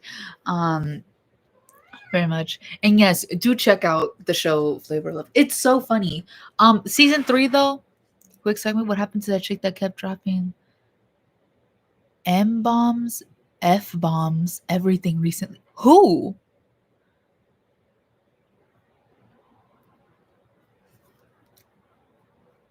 Describe her more to me. Baddies, by the way, is a great show. I don't care what y'all say. Oh my god, wait, are you talking about Gretchen from Baddies? Or is this a different show that we're referring to? Oh my god. She's white Puerto Rican.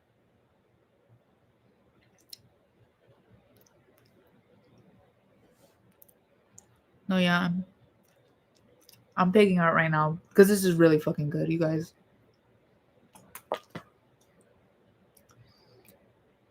M bombs, F bombs, everything recent. I'm thinking of a few women. I'm thinking of a few. There's a few that are coming to mind right now.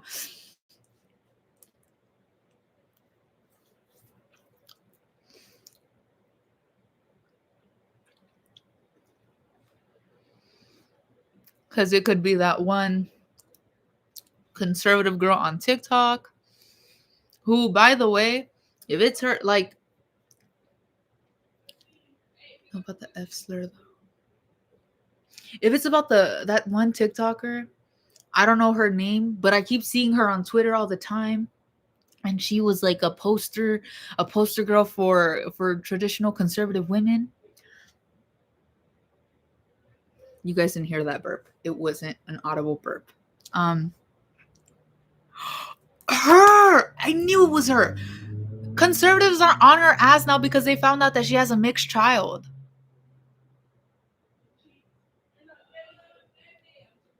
They turned their backs on her because they found out her child was mixed. That's crazy. That the people you were pandering, oh, that the people you were pandering to, they abandoned you and started to attack you because you had a baby with the person of a different race. I don't feel bad for the bitch. I'm sorry. I just don't feel bad. I can't feel bad. It's like you did that to yourself. Did you think they were going to embrace you with open arms? The minute that that shit dropped, and the fact that you had to hide the child first off, it's already that's a red flag. You really should be ashamed of yourself. I don't know if she hit her child like that though, but I'm assuming if it was a situation of, oh, we just found out that she has a mixed child, boo this woman. That's what it sounds like. So then you had your child hidden.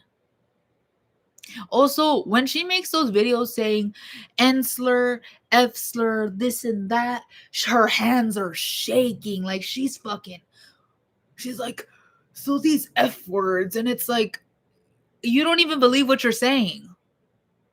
You just know that there's a paycheck behind what you're saying, though. It's one thing to be bigoted, it's another thing to be a bigot for pay, a bigot for bank. Let's coin that term, yeah. Because she's shaking and shit. It's like, stand on business, bitch. Do you believe what you're saying? She doesn't believe it. There's no soul there. There's no traditional American conservative heart nor soul in the words that she's saying. It's crazy. Her voice is shaky. She's stuttering, and it's like she's just doing it because it's an easy way to get money. Which I could say that about a bunch of these conservative nutcases that, they're like conservative influencers. Fuck the liberals. And it's like, why are you shaking? No, get this bitch off my screen. Get it out. Get it away from me. Yeah, it's a bad thing already when you're being so bigoted, right? For like a certain group of people. And it's a more pathetic thing when it's just, and it's another more pathetic thing when you're just like, you're shaking as you're giving your literally, you could see that she had everything planned. She did. Yeah, second, hold on.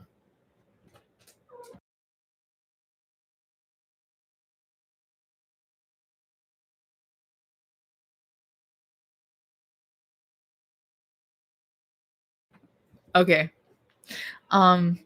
She had a script. She had a script behind that phone. Sometimes it looks like she was being held at gunpoint to make those videos. Oh my god, it's embarrassing. It's just a real shame. Instead of getting a job making fed up wife role play on YouTube, you had to pander. The food seasoning while yapping, that's to distract herself from the fact that she's just not selling the shit that she's saying.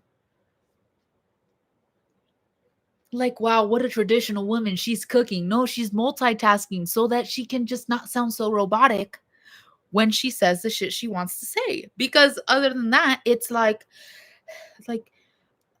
you F slurs, like these men are just not traditional. And it's like, you're shaking. Put the phone down for fuck's sake.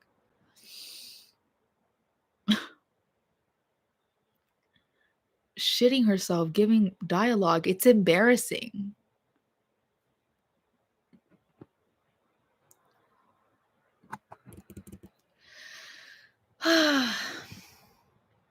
Did you watch the debate? I did not.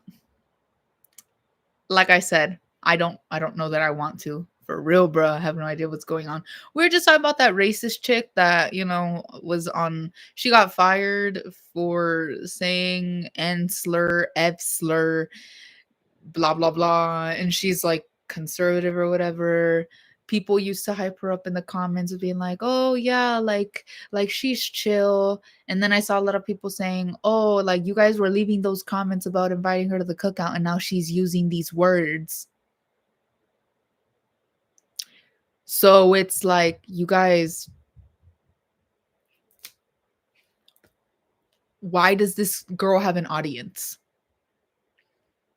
Grifting gone wrong. Exactly. It's embarrassing. Shaking. She's shaking while she's giving this dialogue. She does not believe the shit that she's saying, and it's so obvious. Sometimes I can sit back and say, I respect the hustle, but there's nothing respectable about this. Seeing her videos has given me more hope in my acting ability because I have just never seen a grifter not sell. Fuck. Oh well. She wanted to be dumb. That's on her. What's a grifter? So imagine some like it's people who essentially, I don't know the definition like verbatim. I can't tell you dictionary wise, but okay, just imagine I'm going to put out these sets of, beliefs, but I'm also going to make it so that you guys buy from me. Like blah blah blah political bullshit blah blah blah. Now here is my book for $9.99. No, the respectable part isn't the grifting. It's the dedication to such bullshit.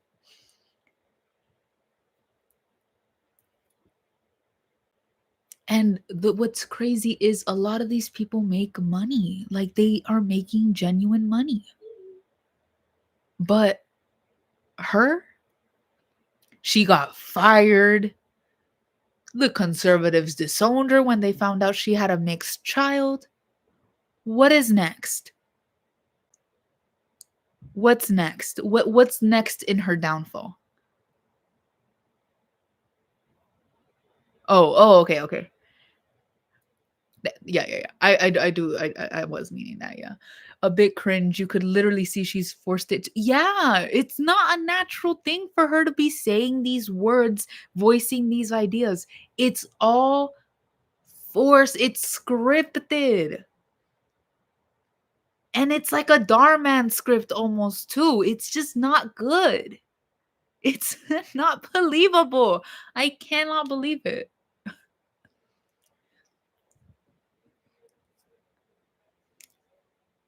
No such thing as bad press. Is there? No, I won't lie. Some of Darman shit is it's fun to watch. It's so bad that it's good. There's a few things that I can like say that about. I need to get more of this chicken. I did not really eat today. So this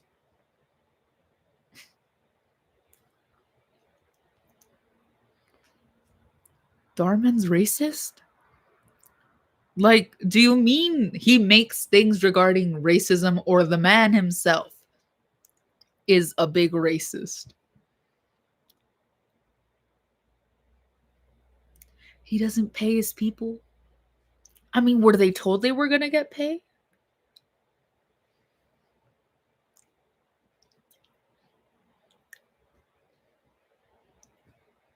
I thought he was just okay with the racism thing. I just thought he was making films against racism, but on like what behind the scenes, he's like a big bigot too.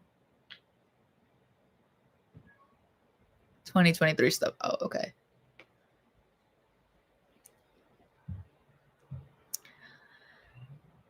I don't know. Some of his stuff is funny though. I will say because it's so bad. Who is writing? Sometimes I'm watching like a Darman video and it's like this script is something straight out of La Rosa de Guadalupe, y'all. It's corny and it's not good, but there's something so entertaining about it that I just can't look away.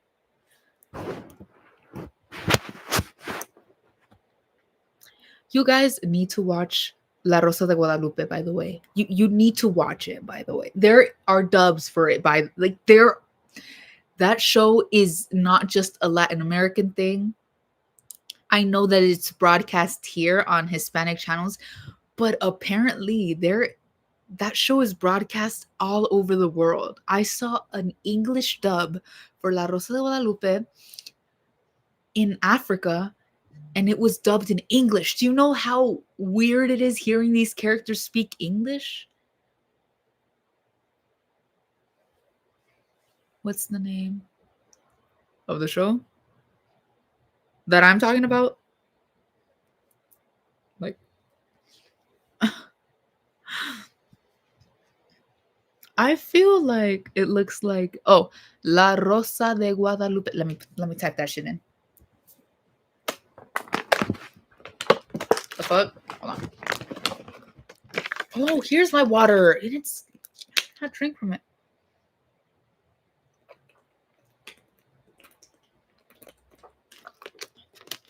Oh, thank you. Thank you. That is the name of the show. Thank you for typing it for me. Wait, so have you watched it? Or do you just know? Like that one episode around a phenomenon called nomophobia. Nomophobia is not specific to a phone, by the way, but essentially it's the fear of being without a cellular device. This bitch jumps out of a window for her phone, dog.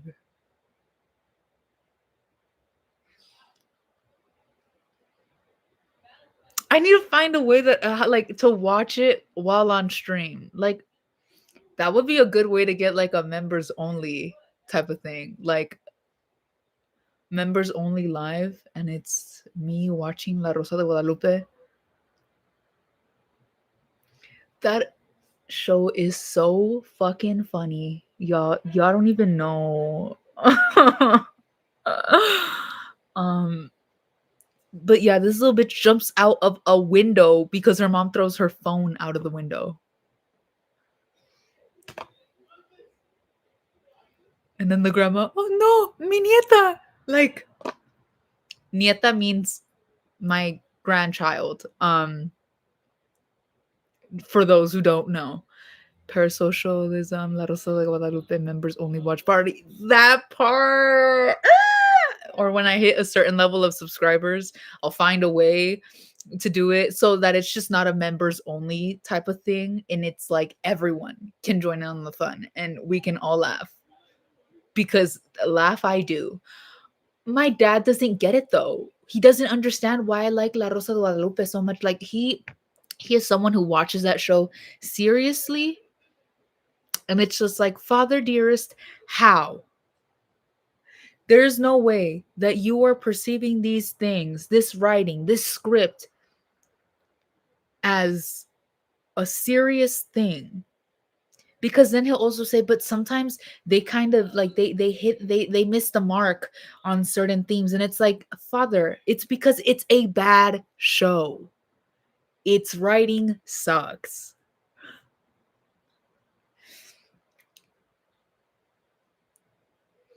Yeah, it's not good.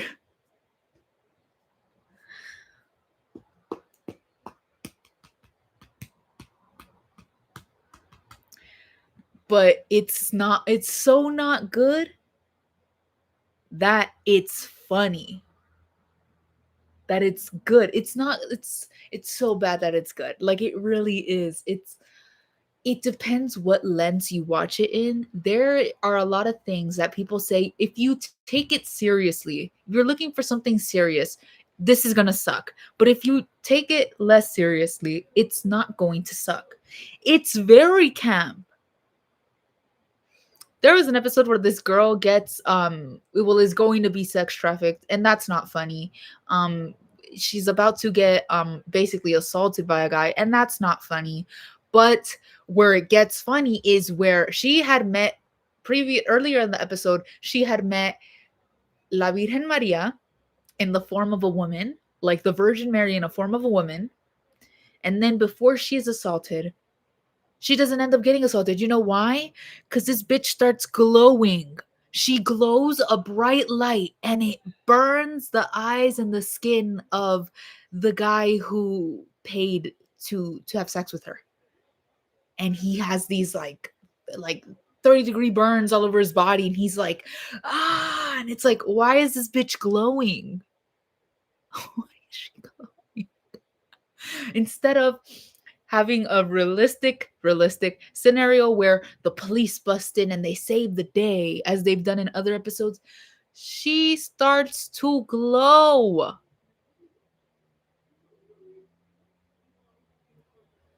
And burns the skin and the eyes of the predator and the pimp, who's also a predator. But that's camp, beloved. That is so. How do you come up with that? I have no words. Like, fuck, what? What else? What's another good episode? Oh my god, how am I forgetting this one? It's literally the version. Tempted by a woman, it's up to you to gouge your eyes out. Well, he didn't have to do it because the bright light illuminating from this girl was going to do it for him. He's like, ah, and she's glowing yellow, like a bright yellow light. And it's like, I need to pause this shit right now and I need to go for a walk. Another episode, I was going to bring this up. Oh my God. El virus de la policía, the police virus. This kid and his friends, they come home from school, and instead of, playing Call of Duty, doing things that most boys would like to do, you know what they get down to doing? They watch porn together. And there's a scene where they're chanting, like, instead of playing video games, what, like, why don't we just watch porn, right? And then the guy I'm gonna skip the ad. And then one of the guys, it's like, sí, hay que ver porno.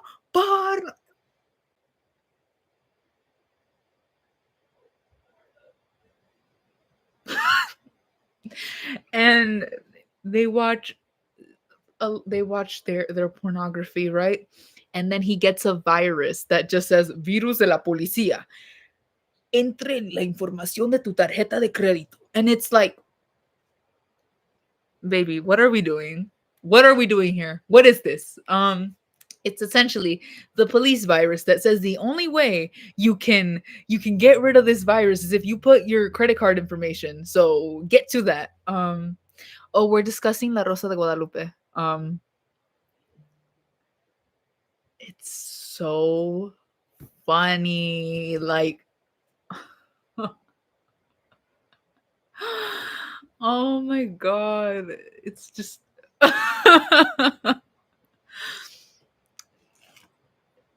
We're talking about La Rosa de Guadalupe. Those who get it will get it. Keep skipping ads. Wave goodbye to your back. I didn't skip the first two ads. And, maybe the real bag was the friends we made along the way.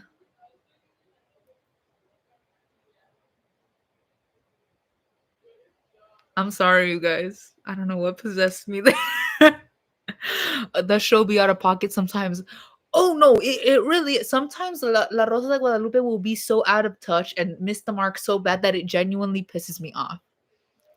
Like, for a show that I don't take seriously, sometimes like, it makes me mad. Like, why did you think that was a good idea?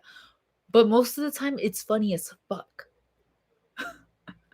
It's a very rare moment where I'm genuinely pissed off at the show for handling a sensitive topic so badly. When my landlord asked for the rent, here are the friends I made along the way. But yeah. Do you do custom videos? I don't do custom videos. I'm not gonna say what I was gonna say, but I don't. Yeah, I don't. I do take suggestions though.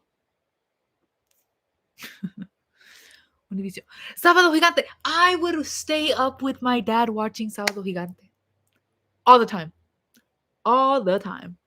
It was so fun. You guys, like I had damn, I need a time machine.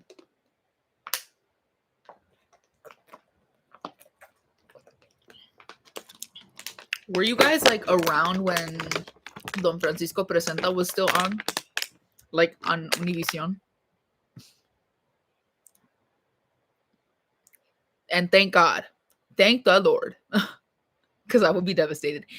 There's a lot of people where it's like, if they go, I go. Obviously some relatives on that list. But in terms of celebrities, Jeremy Strong, of course. Eugenio Derbez, Don Francisco. Um, did you watch Teresa? I did, but I don't remember it.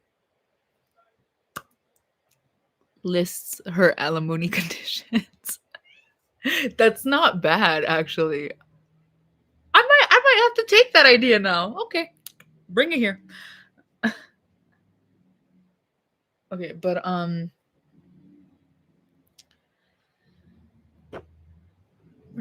yeah, okay, let me see. Teresa, yeah, I don't remember Teresa. I need to rewatch Teresa for sure. Give me 1 second.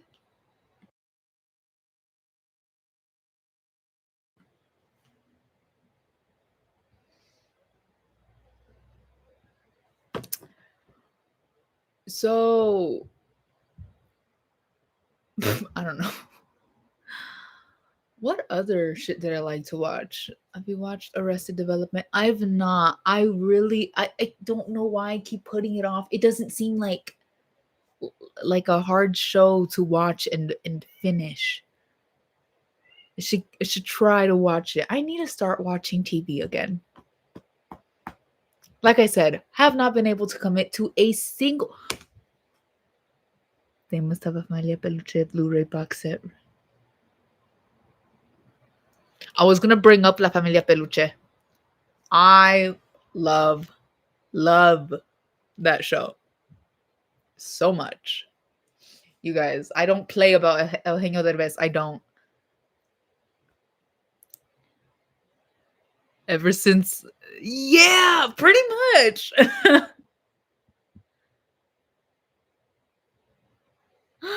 Oh, yeah, that's so sad. It's like all this attachment for what? An HBO show. um,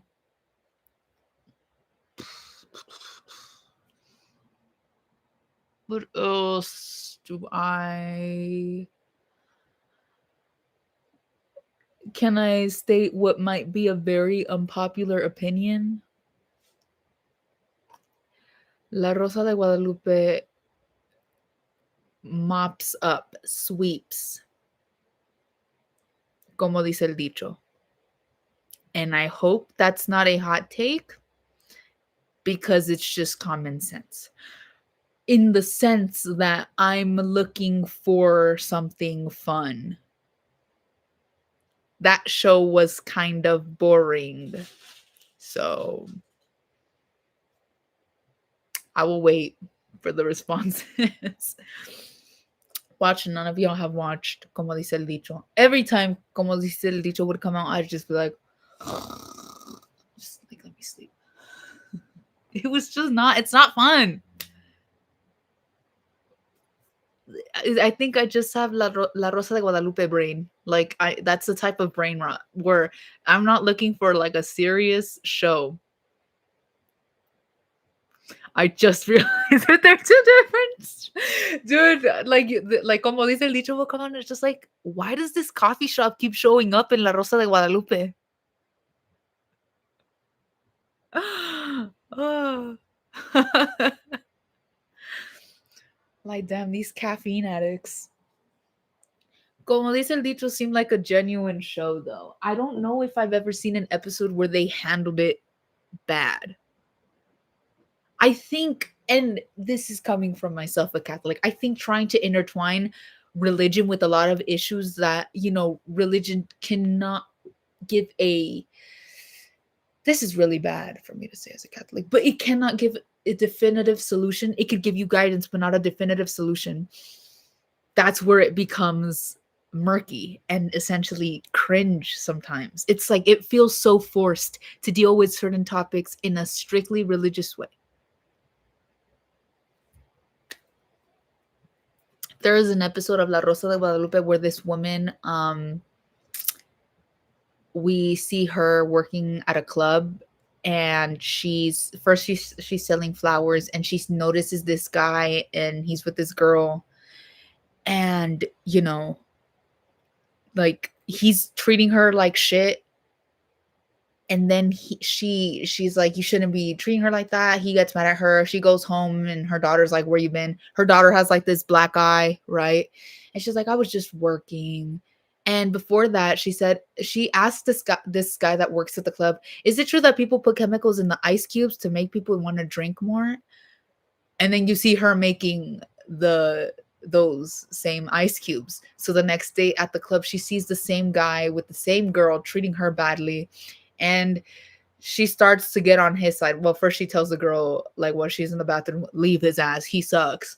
Then when she does leave, she starts being like defending him. She's like, oh yeah, women are so dramatic, here, have this drink. And she keeps bringing him drinks with the ice, and then he passes out drunk, and then she brings him to like this abandoned area, and he's all like, you kind of beat the shit out of my daughter while y'all were dating, and now I'm gonna get my lick back for her. So yeah, that episode, there was the presence of La Rosa being the Virgin Mary, right? But that episodes like that typically end in getting legal justice or forgiving the perpetrator. In this episode, however, that doesn't happen. The mom kidnaps that guy, she leaves him locked up for a while, and then puts him in a really big cage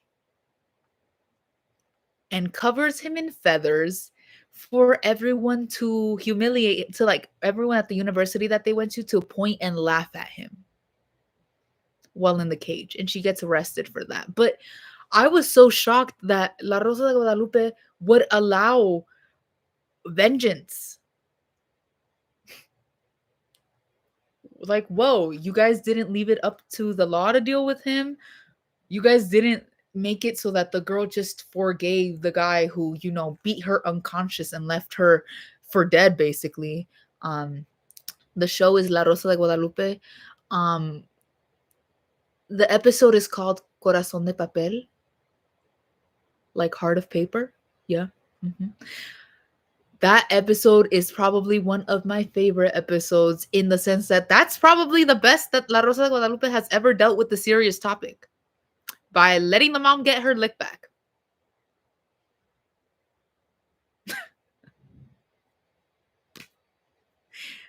There was the presence, by the way, of the rose, but it wasn't so forced. And you're saying, why are you complaining about it being forced if the show follows, the guidance of the Virgin Mary?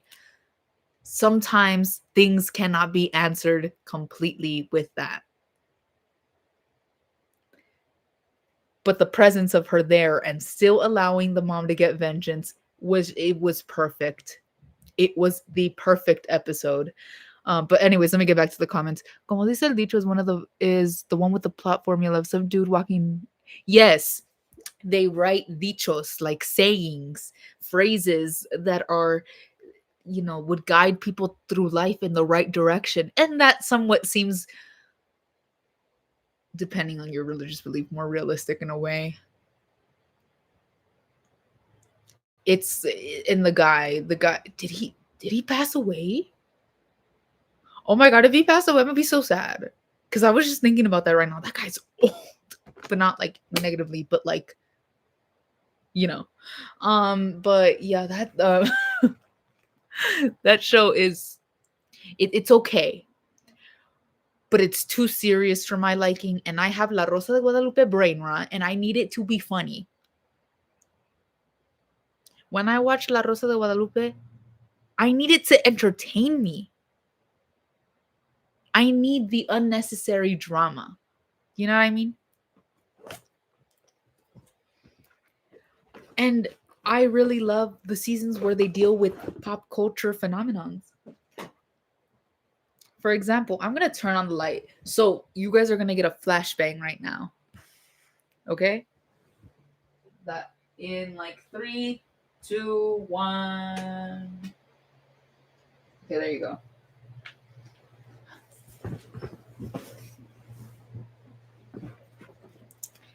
But I need, anyway, that's gonna keep flickering. I need unnecessary drama. I need the dramatic impact sounds that don't fit the scene whatsoever. um I need terrible writing to deal with extremely sensitive topics. I need i need ridiculous and unrealistic reactions. Which, by the way, I've spoken to my dad and I've been telling him, like, people don't speak like this at all. Or am I just numb to how Mexicans speak? And he's all like, no, Clarissa, you're right. People don't speak like that. But you know where they do speak like that? In El DF. In Mexico City, they talk like that. They all talk like that. And it's just like, there's no way that there is just a state of people that talk as dramatic and, it almost sounds scripted. Well, it is scripted. But talk like a show with bad writing. And that's not insensitive of me to say, because he agrees. But then again, I don't know, maybe he's just exaggerating himself. But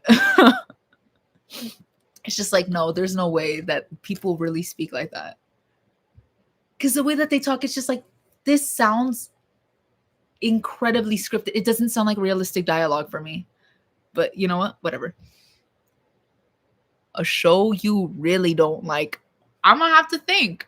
Because my brain has sometimes shuts out shit that I just don't like, that I could not stand. There is one that comes to mind, actually. But I didn't really watch it. I would just hear of it and it would annoy me. And I'll tell you right now, let me just read. My favorite episode of Como Dice el Dicho is where a dude in college cheats on SGF with this volleyball team baddie. And for some reason, it's been burned into my mind ever since. Was the bitch that bad? Mine for La Rosa de Guadalupe was the episode where the girls offer up their virginity for Justin Bieber tickets. Yeah. That episode was me planning my New York trip. Do you know how many times I've made that joke?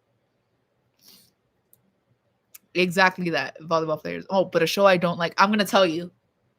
I have I think I've sat down and watched like maybe 2 to 4 episodes of this show, because I just don't want to dedicate any time for it. But every time I would hear about it, I would just sigh and groan, because my sisters did watch this show.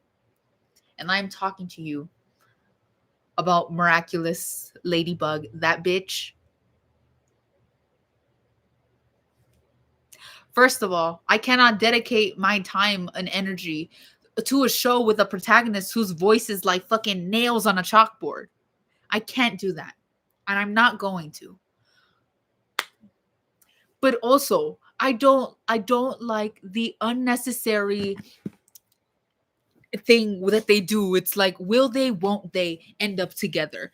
Okay, these bitches, let me tell you, let me go off for a bit. Supernatural. Oh, I don't even want to, just because of the fans. Because of the fans, I don't want to watch it. That also includes the show. Is it called Our Flag Means Death? I don't know. Gay pirate show, whatever the fuck. I'm not with it, and I'm not going to be with it. So they're okay. So Miraculous, this bitch got superpowers. She turns into this here superhero thing that wears like this skin tight ladybug suit, and then she fights crime and shit. And alongside her is this fool named Cat Noir or whatever, and he's got like this skin tight cat suit and shit. Male Catwoman, essentially. So you're telling me That Miraculous, the ladybug bitch, is in love with with the guy who is in the cat suit, this dude named Adrian, but she's not in love with the dude in the cat suit. Like, she's in love with his identity, but since she doesn't know, him and Cat Noir are the same person. She's basically like, fuck this guy when it comes to him in the suit, because she doesn't know. And they never find out. They never find out that, okay, and then the guy in the cat suit has no feelings whatsoever for her in her like human form, in her non-superhero form, but he's in love with her as Ladybug. What type of bullshit is this? What is the difference? And then they never find out. Oh my god. I could lose hair just talking about it. Mind you, I've only watched like 2 to 4 episodes sitting down completely, like throughout, like the full episodes. I've not actually spent any real time watching this show. But hearing about it makes my fucking head spin. It is just so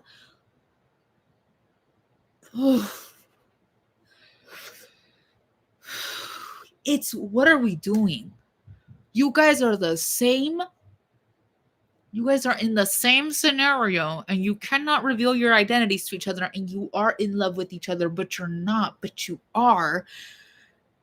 I don't have time for this shit.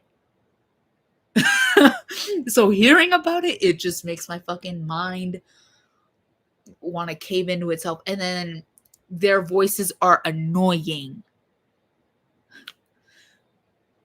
Plotline, whack. Voices, whack. Nothing redeemable about this show. Hell, not even the lesbians they put in this show is redeeming. Can you confirm that every gender born circa 2004 has a copy of... I don't. I'm fake. But you know what I did have related to Justin Bieber? I had a diary that had Justin Bieber on it, and I got it at Claire's.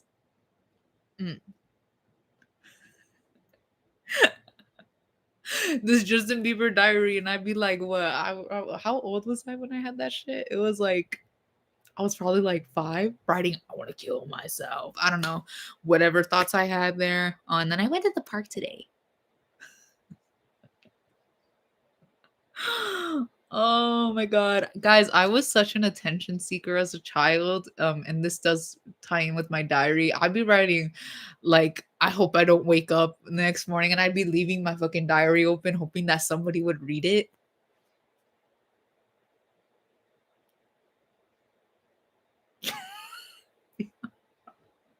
I was like 9 when that happened, by the way. That is a very vivid memory, and I'd be waiting for somebody to pick up that bitch. I would be like,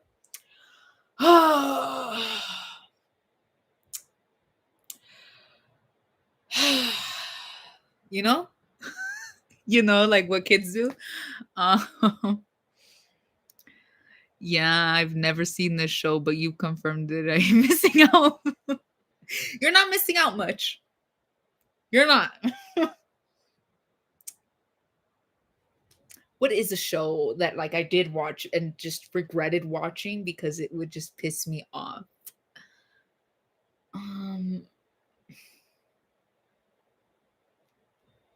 I can't think of one because I only watch prestige television. Bitch, you rewatched regular show 6 times. But that is prestige television, actually. So,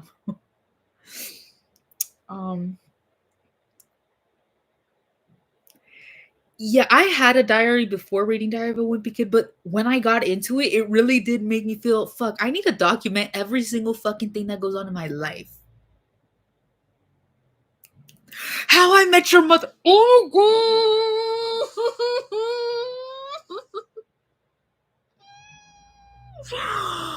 I have never been more pissed off in my life.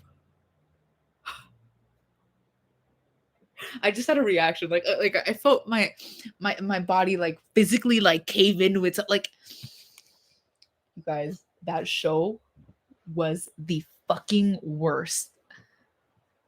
No, no, no, no, no. Don't apologize. Fuck that show. And fuck Ted too. And I don't like him. That was his name, right? Ted? The main guy, he's just like, I'm just one of the nice guys. That's the fucking vibe that he gave out this whole show. Always. No, my brain. I really wanted Barney and Robin to work out. I don't know if that's just me. But he, mind you, this is entirely in Ted's perspective, right? That was his name, right? I'm not getting him confused. No, Marshall was the other dude. Marshall was the other dude. Barney was played by Neil Patrick Harris. My mom got bored of watching How I Met Your Mother and just asked me to skip to the episode. It was so bad. No. I did not want to acknowledge it. Mind you, this entire show is in Ted's perspective. So Barney could have just been a pretty cool guy who hooks up every now and then. But Ted needed to be like, no, this man is a whore. And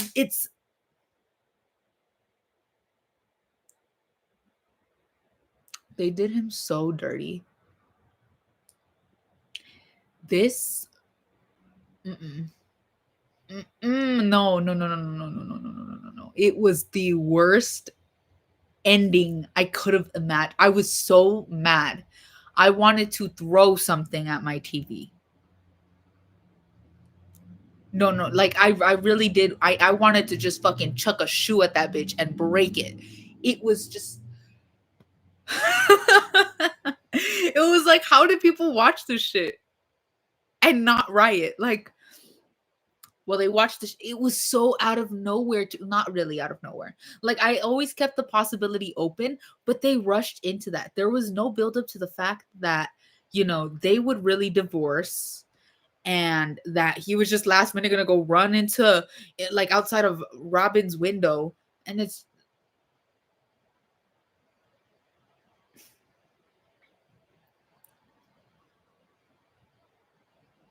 the entire show is framed as Neil Patrick Harris telling the mother.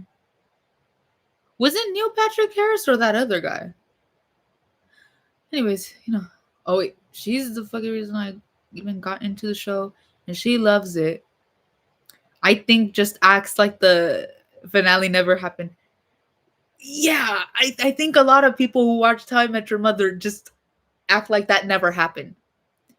They gave, dude, if it wasn't going to work out with Robin the first 2 times, because I'm pretty sure they went at it more than once. I don't remember exactly. What made you think it was going to work out another time? But also, they gave him a good woman, a lovely woman, and we sought her for what? Like 2 episodes maybe more than that, and I'm just like being very critical. And then they kill her off and she dies? She dies?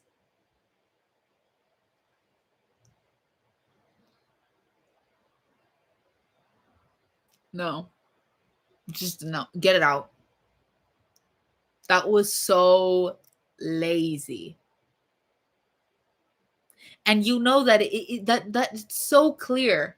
At the beginning, he does say, "That's how I met your Aunt Robin," and it's like it's clear, but it isn't clear that they're going to end up together. But it's also like, okay, if it was set up from the very beginning, why was it brought upon us in the laziest way ever?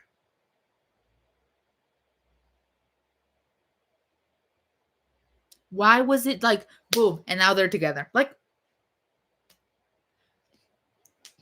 calling yourself a lunatic because I ramble way too much, like more than like a normal person.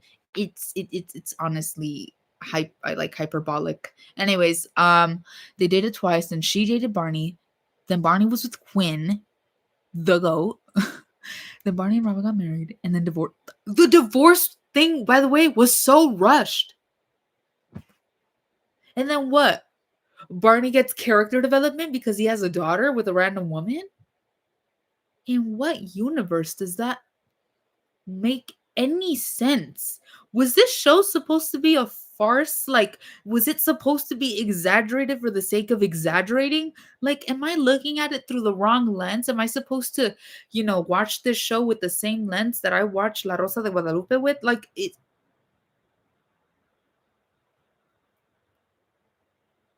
it's not good. The show was funny. I will give it that. And then the ending is a downward spiral. It is just like, and there's nothing left redeemable about that.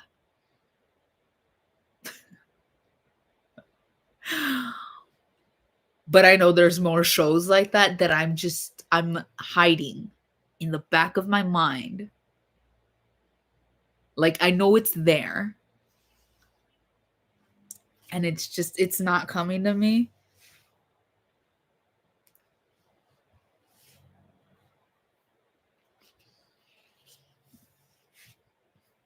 It's so fun being able to get that off my chest. Even though, again, I had not been thinking about that in a while. Huge ripoff of Friends, which isn't even good. I've not watched Friends, and I refuse to join the sheep that watch Friends. I don't know. I just can't get into Friends. I don't know. I think it's too, I don't know. That long ass drawn out subplot of Ted having the pointless dead wife. Exactly. Like, why did we care? She was in like 2 episodes. What the fuck? And he didn't really give a fuck about her too.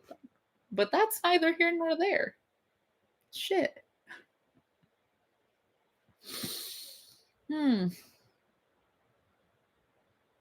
Yeah. I know there's more shows that piss me off though. Friends is a good show, but heavily overrated. I feel like it does have that. Well, you believe me to say. You are making a place in my heart. In what way? Like in a really kind way, like a low-key inspiring type of way, or in a Bjork stalker type of way. Oh, that's not funny. That guy is not alive. He needed help, but not really. But okay. Anyway, um,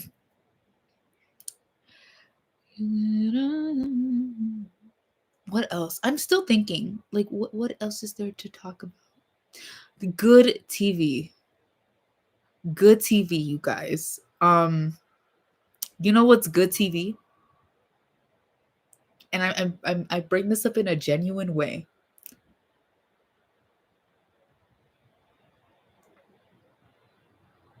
Hold on, wait. You know what's crazy? I was looking for a physical copy of the complete Chavo del Ocho series, and I think that show just.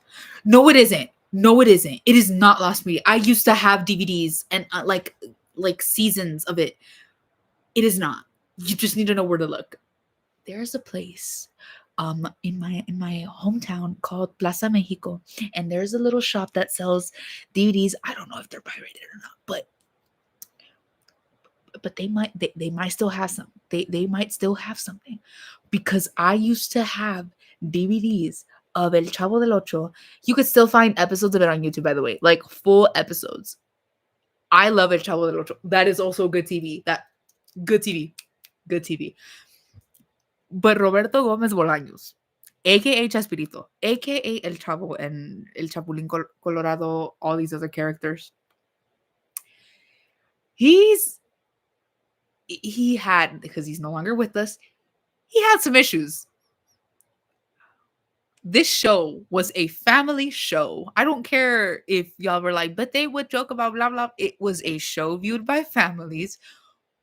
Why did your daughter need to walk you off the ledge that of the idea that, you know what would be a great finale for El Chavo? If El Chavo fucking dies.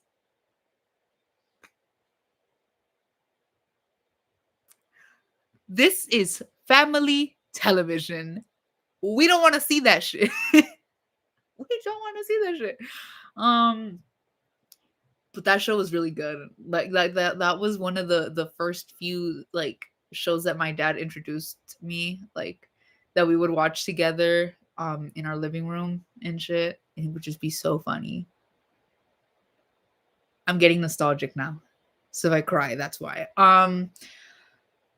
Yeah, we would have like DVDs of it and we would just watch them every day and it would be so fun. I have a memory though, not with El Chavo, but we also did watch El Chavo that day.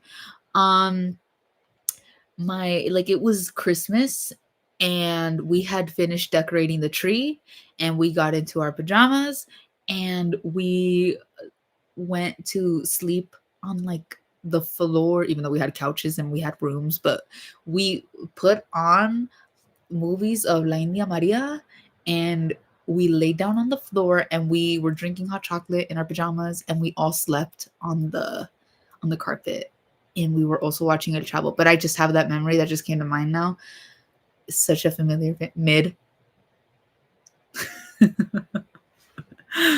I used to watch the animated series all the time too, but I don't remember if it was any good. I will admit some of the animated because I do remember the animated series, some of it was pretty good. Like, but it's not as good as the OG thing. It's no. Are you a video game kind of person? No, not really. I don't know. I've never been much of a gamer in the same way I've never been much of someone who does anime. Even though I have watched a few animes, by the way. But those are just two things that I have never really been into. Yeah, I played Call of Duty for the first time like maybe a month ago with my boyfriend, and I was having fun. I was legit having so much fun. Um, I was just like, I should have done this years ago. But what else is there to discuss? But El Chavo Animado. Are there any episodes that? Yes, there are episodes that stick out to me. Now that I'm remembering, it's 3. Well, 4, but I'm counting it as 3. So they did one episode, well, 2 episodes where it was like kind of like following the same plot of the live action one, the original Chavo del Ocho, where they go to Acapulco and that's the plot of the episode. I like that one. Another one where they go to like a game show, and then another one where um fuck, what was I gonna say?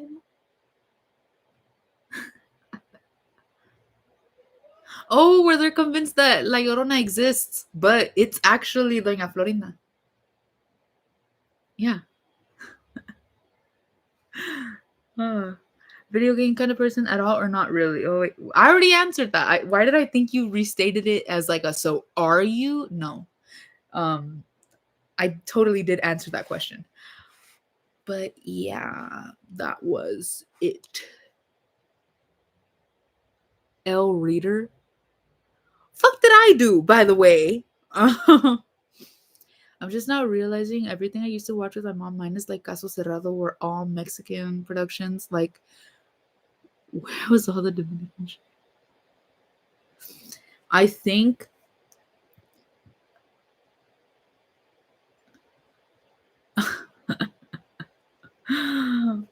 oh, L Reader, what did I do? Suck at reading. But I thought you like had resent it again, like to be like, so are you? But no, I'm just reading things twice. But yeah, I haven't really seen much like Dominican or any Dominican TV or Caribbean type of TV, except for Caso Cerrado. Caso Cerrado is so good, by the way.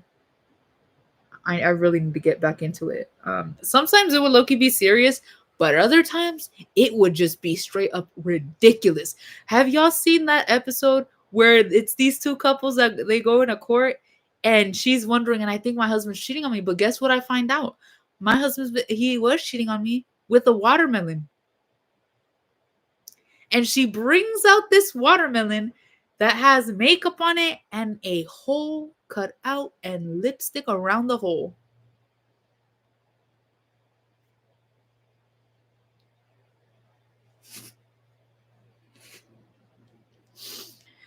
That episode is engraved into my fucking mind. And they were trying to settle like a divorce type of thing. And she's like, I can't be with the man who's cheating on me with the watermelon. That was the case. Oh my god, it was ask Latino America, please. Don't take this up with me, but it was so funny. It's so fucking funny. Like sometimes the show would be serious and they would be trying to like put like pedophiles. No, it didn't. I don't know that I would consider that a family show. But it's like okay, so it's Latino Judge Judy or whatever televised court TV shows you want to take. But sometimes the cases that would make it there, as the same applies with Judge Judy and a bunch of other courtroom shows, sometimes the situations would be seriously, but most of the times they'd be flat out ridiculous. And it is so entertaining to watch. Fuck do you mean you are trying to settle a divorce on televised courtroom TV because your husband is having sex with a watermelon? What do you mean? In Miami where it was filmed, and the amount of times I would just straight up see people I knew on the show is crazy. That would make me feel like I'm looking at celebrities. That's kind of funny. But it would have especially been funny if I had seen the dude that was with the watermelon. Like that was funny. That was funny. You guys can say what you want, but that shit was really fucking funny. Hold on.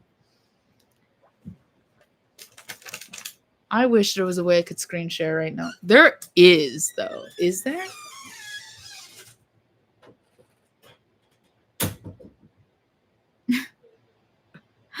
Hold on. Watermelon. Caso cerrado.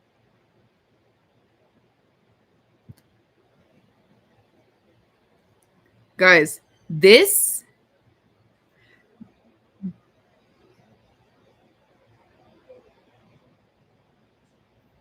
enamorado de un melón. Do you guys need a clearer picture?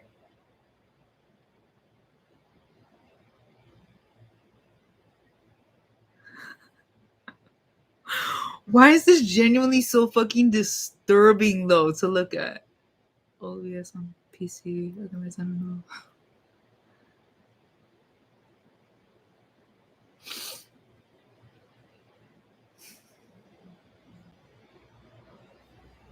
You know he was getting that shit in. Like that's disgusting, dog. I think of that episode at least 2 times a month, sometimes more. Oh my god, the way that they bring the fucking watermelon onto the oh my god. Can I chat? Type away. Yes, it's for screen sharing. Oh, let's figure that out. Well, there is a screen share option here. Hold on. I'll never forget my favorite episode. It was a female pro wrestling tag team suing a male for being sexist. They have a pro wrestling match.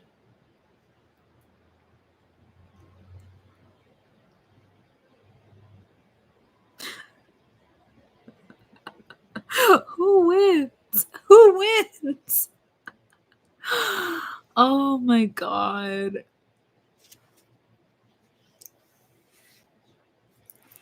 There is a screen sharing thing here.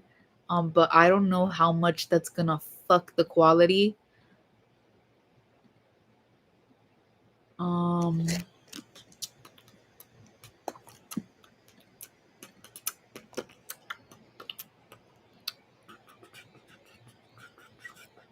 but who wins? I am curious.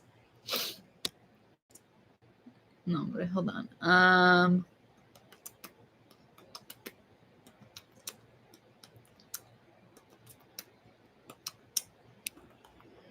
Hold on.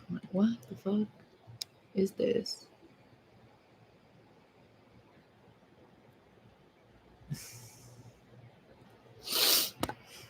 Hold on.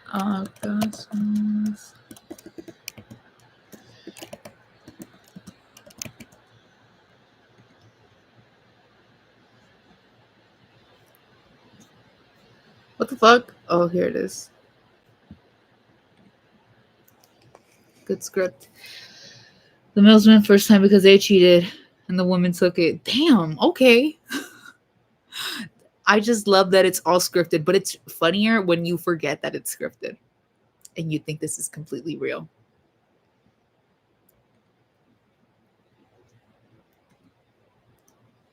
Let me see if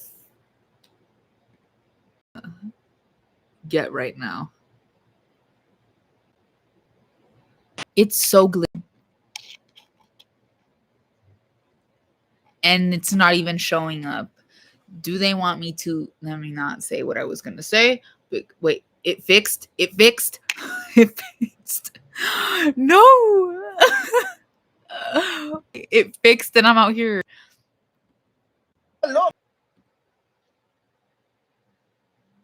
It's so laggy. Look, I'm like moving my hand here, and it's like not keeping up with my own movements.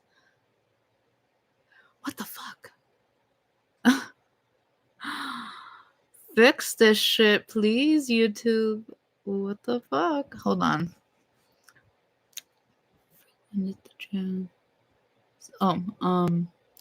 Oh, yes, in front of everyone, by the way.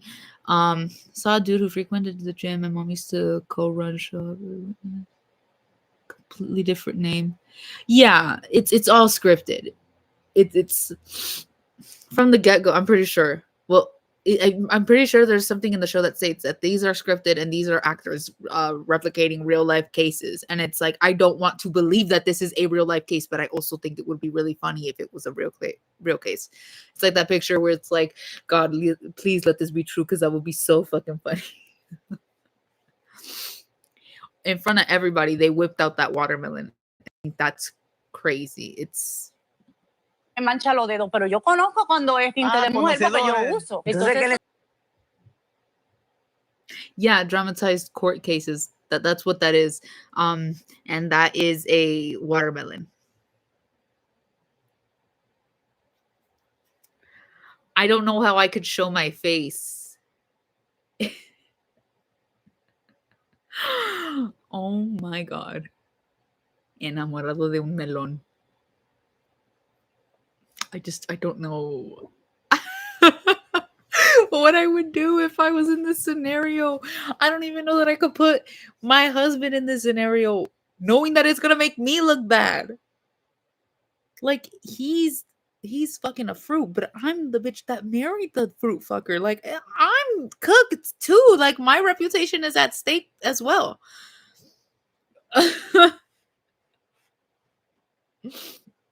But yeah, that is something else. Uh-huh.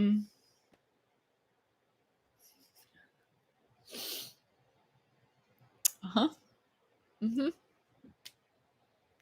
Very, very nice, right?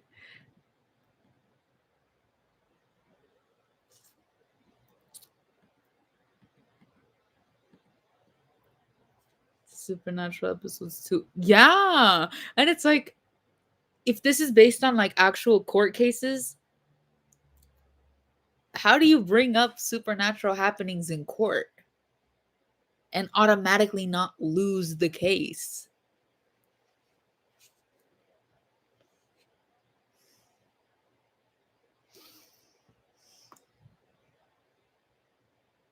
I need to start up a Discord, by the way. Oh yeah, for sure. We need a Discord. Thoris's Corner Discord. Think I would call. Didn't reply me. Hello, ma'am. Oh, I'm sorry. You are beautiful. Thank you. Thank you. Pre-law student, you couldn't. Fuck. So you just lose automatically. Walking in a court. So hi, I'm suing because I think a ghost is next. Is that essentially what goes down? It's love y'all too. You guys are great. I love this chat. Oh, her walking around with the melon, showing everyone is ending me. No, literally. But I think for some reason, what took me out even more was the security guard handling the watermelon at that point. This man named Larry. Handling the fucking are you ending?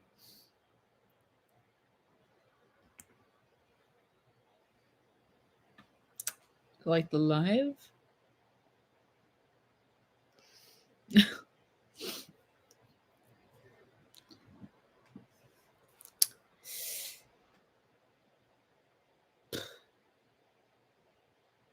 Could be grounds for court mandated mental assessment. It does sound like that would be the case. Yes, live.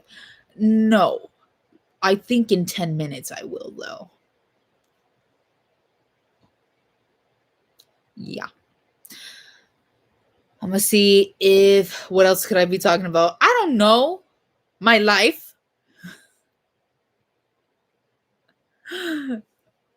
I wish I had a lot like a live audience or like a button to just put the laughing track here because that was kind of funny.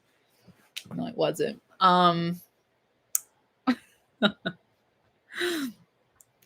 But I still don't know how people try to argue ghosts in court.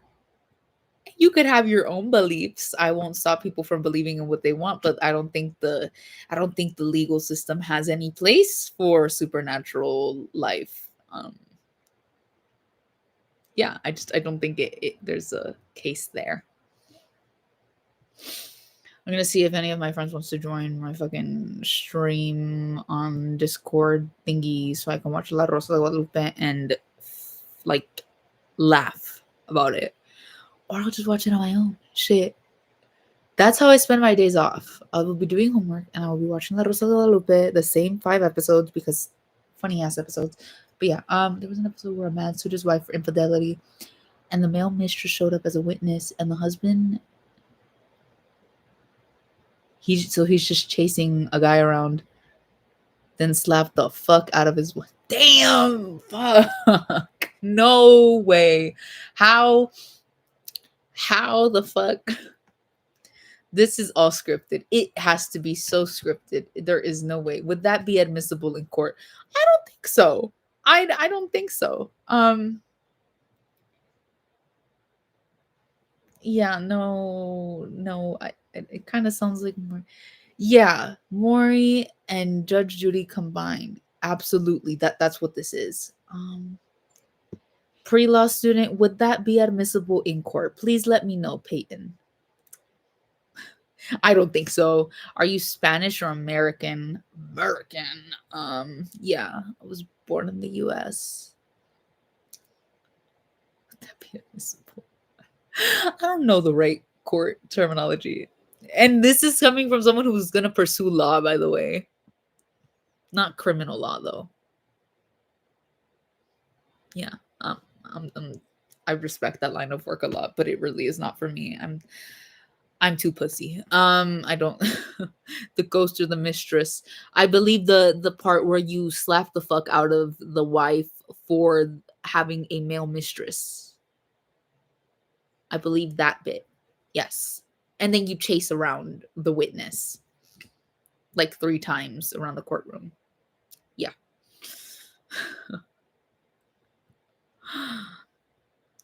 I don't think the hitting part would be. Would hitting your wife with a right hook be allowed in court? Oh my god. A right hook is crazy. Hello, Saul Goodman. Court. You would that I know what that means. No, I don't. Contempt is okay. There's something I don't understand about contempt. Is it like a general disrespect to the courtroom, or is it just what the judge that day feels is a disrespect to the courtroom? I've there's this one YouTube channel I watch, Court Cam. That's not the name of the channel, but that's the name of their little show that they got on there. And I've seen so many people get held in contempt for different reasons, and all falling under the umbrella of disrespect. Is that all subjective though? Like, is it just depending on what the judge sees fit? Or is there like an actual guideline, like a book, a rule book or something, like this is what would fall under contempt? Anything that sufficiently gets in the way of the court. Okay. I saw one where this guy got put in contempt of court for he got put in contempt for what was it? His pants were sagging. And then they give him an opportunity to go fix his pants, and then he comes out with shorts. And it's like, technically, if you'd ignored it, it could have not been that big of a distraction. But I mean, I guess dress code is important. So yeah, that guy is really fucking stupid. Like, why would you remove clothing? Whatever. And he got charged with that, or held in contempt. That's the proper way of saying it. Okay. This was a fun live. What languages do you speak and how you learned them?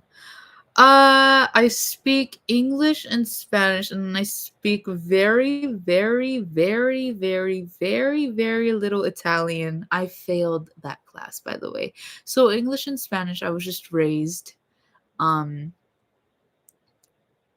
think it's feelings based. Sometimes I think it could be feelings based, but English and Spanish, I was just brought up speaking both. And then Italian, I was like, I want to take a class. And it's like, well, bitch, you failed that class, and now your GPA is all fucked. So yeah, there you go.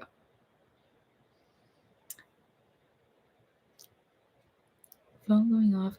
Your phone going off? That's crazy. Have a good night. Good night. And thank you for joining. You're really great. All of y'all were great. But you watched Labor of Love, and that's the difference.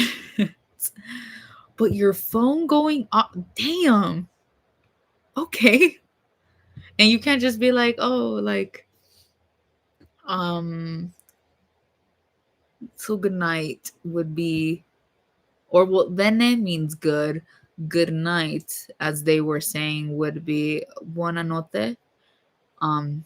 I'm probably not saying that right either, but that's just how I remember it. But yeah, Spanish I can, but I'm a bit weird with Spanish. I can't do a video speaking in Spanish. I need to be having a conversation. I've tried to make videos strictly in Spanish, and it sounds so awkward. So, to take AP Spanish. No, this is so embarrassing to say, but mind you, I'm a Spanish speaker. I'm not really good with the spelling part of it, accents and things like that. They told me, please drop this class immediately. Like, we will put you in regular Spanish and you will excel at that, but do not take AP Spanish, please. For the love of God, stop taking AP Spanish. They were like, no. So I could have, but the accents and shit fucked me up, and it was like, it's best if you just stay away from AP anything. Because I also had AP World and I failed at that, so. But I did use the advantage of Spanish to get on my teacher's good side, so that's a win. A win is a win in any way, shape, or form. But yeah.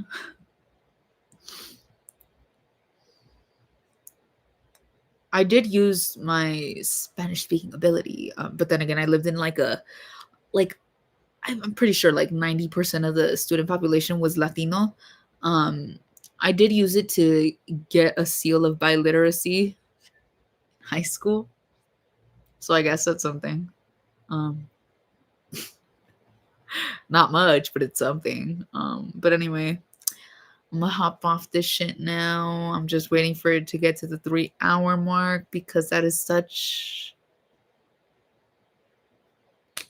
I don't know, that's a good that's a good way to end live. A 3-hour live just sounds great. But anyways, thank you guys for joining. You guys were so great. Like, genuinely, lots of love to y'all. Okay, thank you.